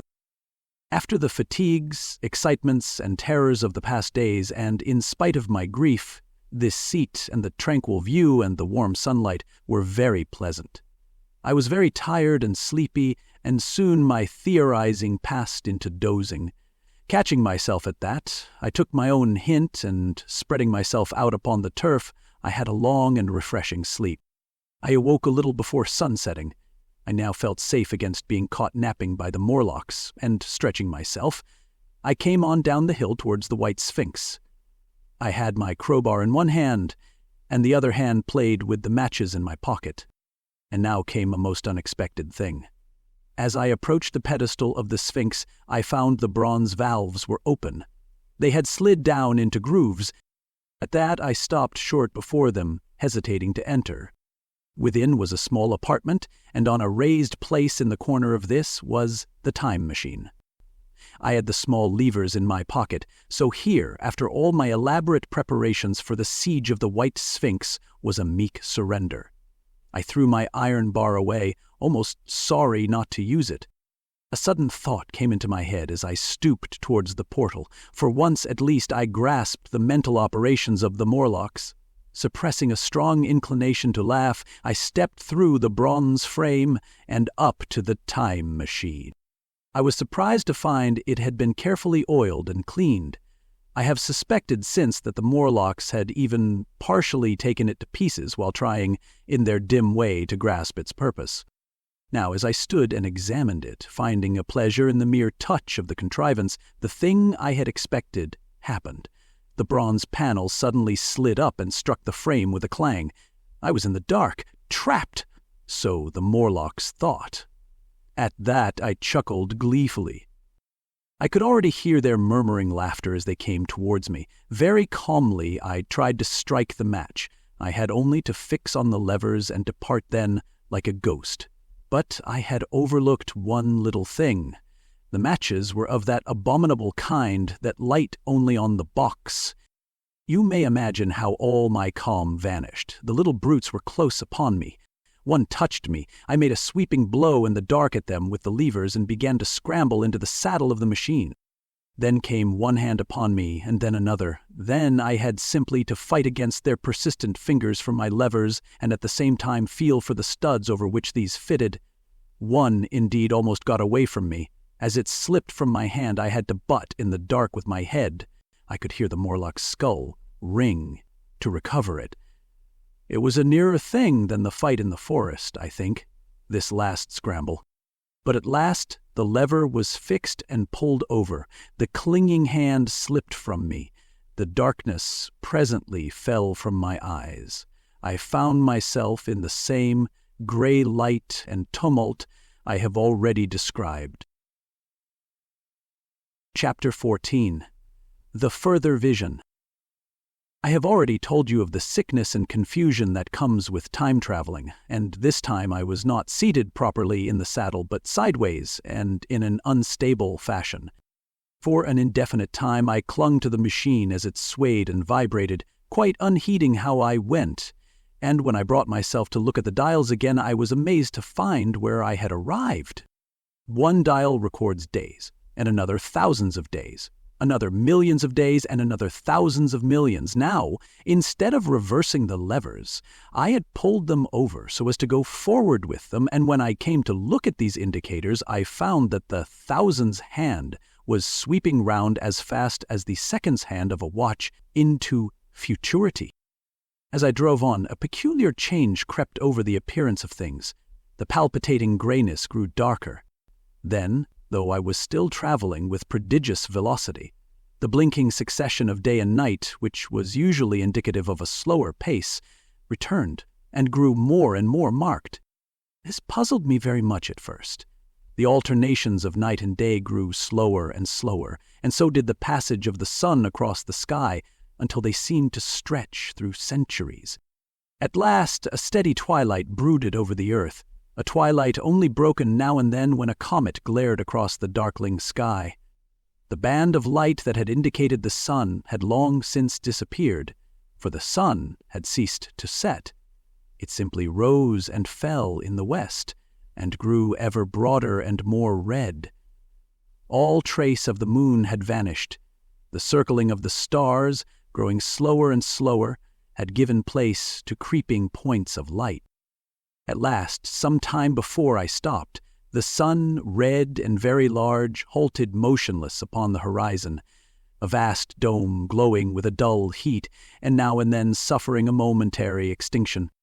At one time it had, for a little while, glowed more brilliantly again, but it speedily reverted to its sullen red heat. I perceived by this slowing down of its rising and setting that the work of the tidal drag was done. The earth had come to rest with one face to the sun, even as in our own time the moon faces the earth. Very cautiously, for I remembered my former headlong fall, I began to reverse my motion. Slower and slower went the circling hands until the thousands one seemed motionless, and the daily one was no longer a mere mist upon its scale, still slower until the dim outlines of a desolate beach grew visible. I stopped very gently and sat upon the time machine, looking round. The sky was no longer blue. Northeastward it was inky black, and out of the blackness shone brightly and steadily the pale white stars. Overhead it was a deep Indian red and starless, and southeastward it grew brighter to a glowing scarlet where, cut by the horizon, lay the huge hull of the sun, red and motionless. The rocks about me were of a harsh reddish color, and all the trace of life that I could see at first was the intensely green vegetation that covered every projecting point on their southeastern face. It was the same rich green that one sees on forest moss or on the lichen in caves, plants which like these grow in a perpetual twilight. The machine was standing on a sloping beach. The sea stretched away to the southwest, to rise into a sharp bright horizon against the wan sky. There were no breakers and no waves, for not a breath of wind was stirring. Only a slight oily swell rose and fell like a gentle breathing, and showed that the eternal sea was still moving and living. And along the margin where the water sometimes broke was a thick incrustation of salt, pink under the lurid sky. There was a sense of oppression in my head, and I noticed that I was breathing very fast. The sensation reminded me of my only experience of mountaineering, and from that I judged the air to be more rarefied than it is now. Far away up the desolate slope I heard a harsh scream, and saw a thing like a huge white butterfly go slanting and fluttering up into the sky and, circling, disappear over some low hillocks beyond. The sound of its voice was so dismal that I shivered and seated myself more firmly upon the machine. Looking round me again, I saw that, quite near, what I had taken to be a reddish mass of rock was moving slowly towards me. Then I saw the thing was really a monstrous crab-like creature. Can you imagine a crab as large as yonder table, with its many legs moving slowly and uncertainly, its big claws swaying, its long antennae like carter's whips waving and feeling, and its stalked eyes gleaming at you on either side of its metallic front. Its back was corrugated and ornamented with ungainly bosses, and a greenish incrustation blotched it here and there. I could see the many palps of its complicated mouth flickering and feeling as it moved. As I stared at this sinister apparition crawling towards me, I felt a tickling on my cheek, as though a fly had lighted there. I tried to brush it away with my hand, but in a moment it returned, and almost immediately came another by my ear. I struck at this and caught something thread-like. It was drawn swiftly out of my hand. With a frightful qualm I turned, and I saw that I had grasped the antenna of another monster crab that stood just behind me. Its evil eyes were wriggling on their stalks, its mouth was all alive with appetite, and its vast, ungainly claws, smeared with an algal slime, were descending upon me. In a moment my hand was on the lever, and I had placed a month between myself and these monsters. But I was still on the same beach, and I saw them distinctly now as soon as I stopped. Dozens of them seemed to be crawling here and there in the somber light, among the foliated sheets of intense green. I cannot convey the sense of abominable desolation that hung over the world, the red eastern sky, the northward blackness, the salt, dead sea. The stony beach crawling with these foul, slow-stirring monsters, the uniform, poisonous-looking green of the lichenous plants, the thin air that hurts one's lungs, all contributed to an appalling effect. I moved on 100 years, and there was the same red sun, a little larger, a little duller, the same dying sea, the same chill air, and the same crowd of earthy crustacea creeping in and out among the green weed and the red rocks. And in the westward sky, I saw a curved, pale line like a vast new moon. So I traveled, stopping ever and again in great strides of 1,000 years or more, drawn on by the mystery of the earth's fate, watching with a strange fascination the sun grow larger and duller in the westward sky, and the life of the old earth ebb away. At last, more than 30 million years hence, the huge red-hot dome of the sun had come to obscure nearly 1/10 part of the darkling heavens. Then I stopped once more, for the crawling multitude of crabs had disappeared, and the red beach, save for its livid green liverworts and lichens, seemed lifeless, and now it was flecked with white. A bitter cold assailed me. Rare, white flakes ever and again came eddying down. To the northeastward, the glare of snow lay under the starlight of the sable sky, and I could see an undulating crest of hillocks, pinkish-white. There were fringes of ice along the sea margin, with drifting masses farther out. But the main expanse of that salt ocean, all bloody under the eternal sunset, was still unfrozen. I looked about me to see if any traces of animal life remained. A certain indefinable apprehension still kept me in the saddle of the machine, but I saw nothing moving in earth or sky or sea. The green slime on the rocks alone testified that life was not extinct. A shallow sandbank had appeared in the sea, and the water had receded from the beach. I fancied I saw some black object flopping about upon this bank, but it became motionless as I looked at it, and I judged that my eye had been deceived and that the black object was merely a rock. The stars in the sky were intensely bright and seemed to me to twinkle very little. Suddenly I noticed that the circular westward outline of the sun had changed, that a concavity, a bay, had appeared in the curve. I saw this grow larger. For a minute, perhaps, I stared aghast at this blackness that was creeping over the day, and then I realized that an eclipse was beginning. Either the moon or the planet Mercury was passing across the sun's disk. Naturally, at first I took it to be the moon, but there is much to incline me to believe that what I really saw was the transit of an inner planet passing very near to the Earth. The darkness grew apace. A cold wind began to blow in freshening gusts from the east, and the showering white flakes in the air increased in number. From the edge of the sea came a ripple and whisper. Beyond these lifeless sounds, the world was silent. Silent. It would be hard to convey the stillness of it.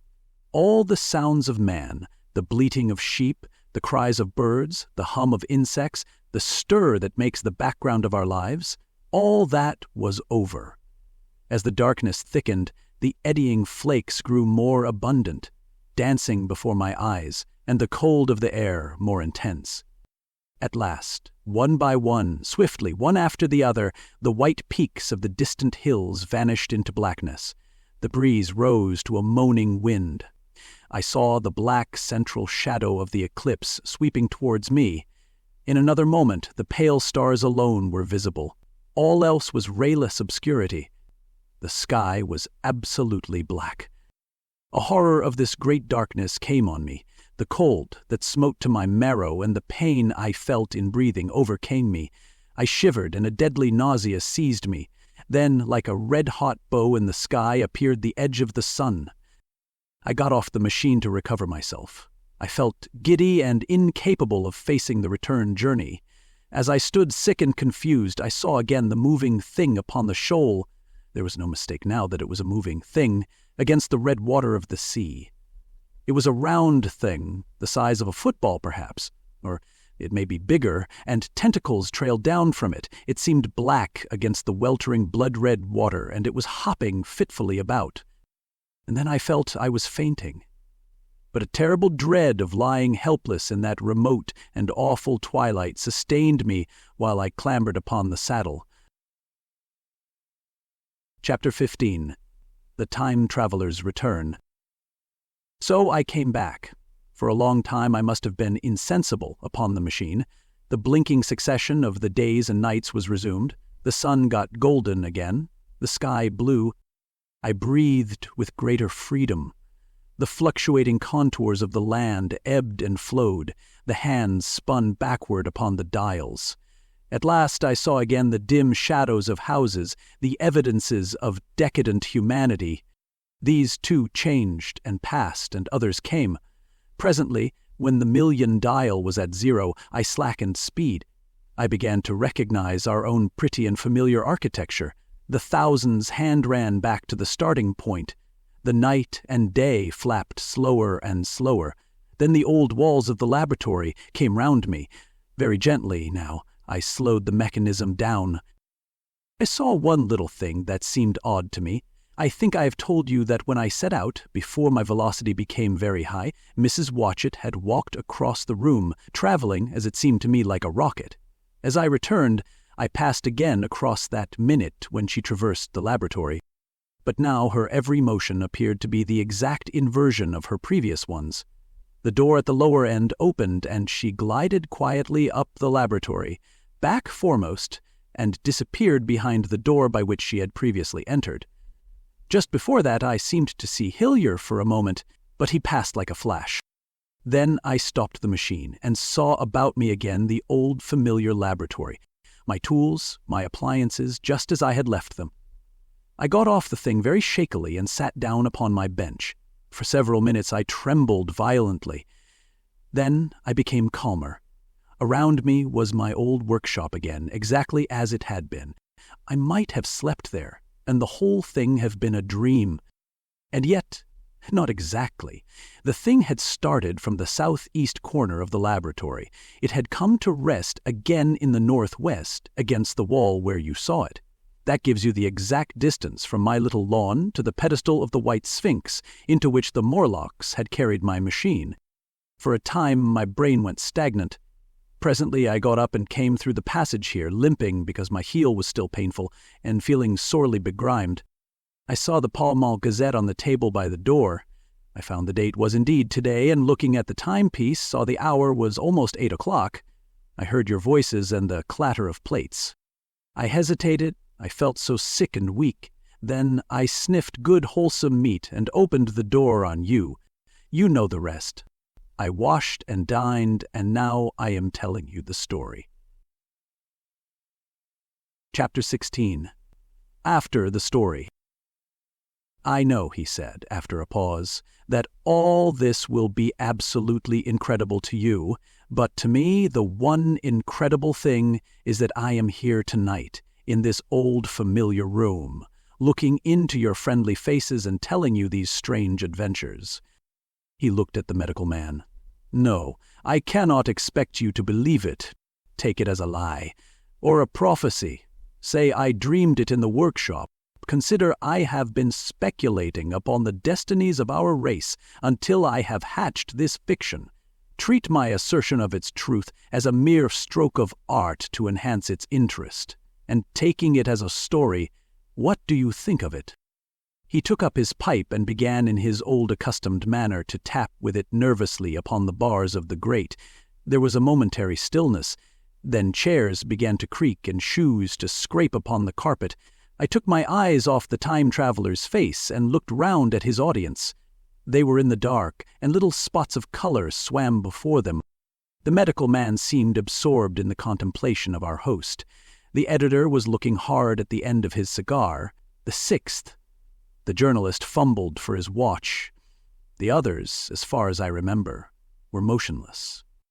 The editor stood up with a sigh. "What a pity it is you're not a writer of stories," he said, putting his hand on the time-traveler's shoulder. "You don't believe it? Well, I thought not." The time-traveler turned to us. "Where are the matches?" he said. He lit one and spoke over his pipe, puffing. "To tell you the truth, I hardly believe it myself. And yet—" His eye fell with a mute inquiry upon the withered white flowers upon the little table. Then he turned over the hand holding his pipe, and I saw he was looking at some half-healed scars on his knuckles. The medical man rose, came to the lamp, and examined the flowers. "The gynoecium's odd," he said. The psychologist leant forward to see, holding out his hand for a specimen. "I'm hanged if it isn't 1:15," said the journalist. "How shall we get home?" "Plenty of cabs at the station," said the psychologist. "It's a curious thing," said the medical man, "but I certainly don't know the natural order of these flowers. May I have them?" The time-traveler hesitated, then suddenly, "Certainly not." "Where did you really get them?" said the medical man. The time-traveler put his hand to his head. He spoke like one who was trying to keep hold of an idea that eluded him. "They were put into my pocket by Weena when I traveled into time." He stared round the room. "I'm damned if it isn't all going. This room and you and the atmosphere of every day is too much for my memory. Did I ever make a time machine or a model of a time machine?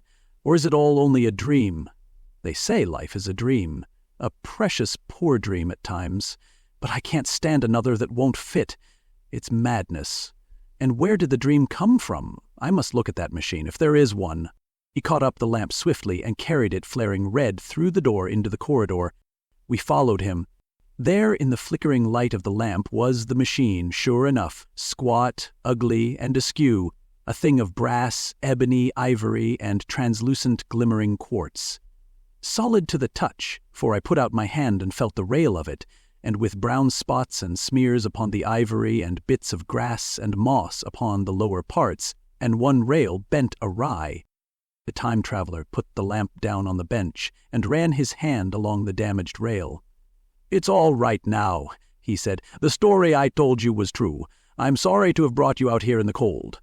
He took up the lamp, and, in an absolute silence, we returned to the smoking room. He came into the hall with us and helped the editor on with his coat. The medical man looked into his face and with a certain hesitation told him he was suffering from overwork, at which he laughed hugely. I remember him standing in the open doorway, bawling, "Good night." I shared a cab with the editor. He thought the tale a gaudy lie. For my own part, I was unable to come to a conclusion. The story was so fantastic and incredible, the telling so credible and sober. I lay awake most of the night thinking about it. I determined to go next day and see the time-traveler again. I was told he was in the laboratory, and being on easy terms in the house, I went up to him. The laboratory, however, was empty. I stared for a minute at the time machine, and put out my hand and touched the lever. At that, the squat, substantial-looking mass swayed, like a bough shaken by the wind. Its instability startled me extremely, and I had a queer reminiscence of the childish days when I used to be forbidden to meddle. I came back through the corridor. The time-traveler met me in the smoking room. He was coming from the house. He had a small camera under one arm and a knapsack under the other. He laughed when he saw me and gave me an elbow to shake. "I'm frightfully busy," said he, "with that thing in there." "But is it not some hoax?" I said. "Do you really travel through time?" "Really and truly I do," and he looked frankly into my eyes. He hesitated. His eye wandered about the room.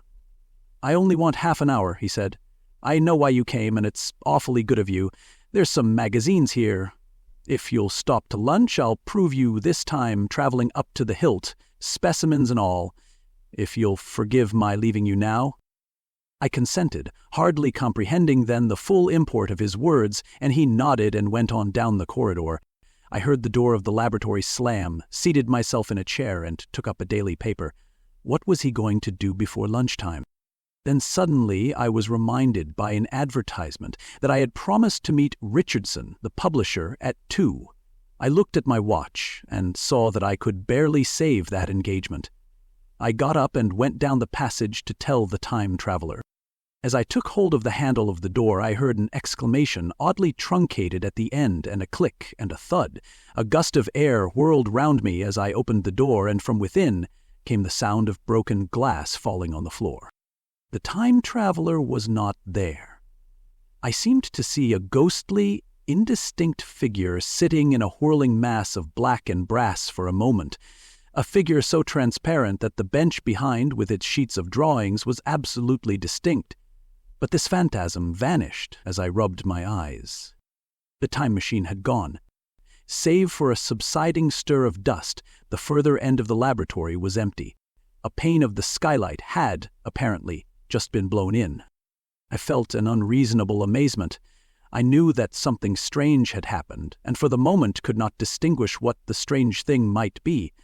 As I stood staring, the door into the garden opened, and the manservant appeared. We looked at each other. Then ideas began to come.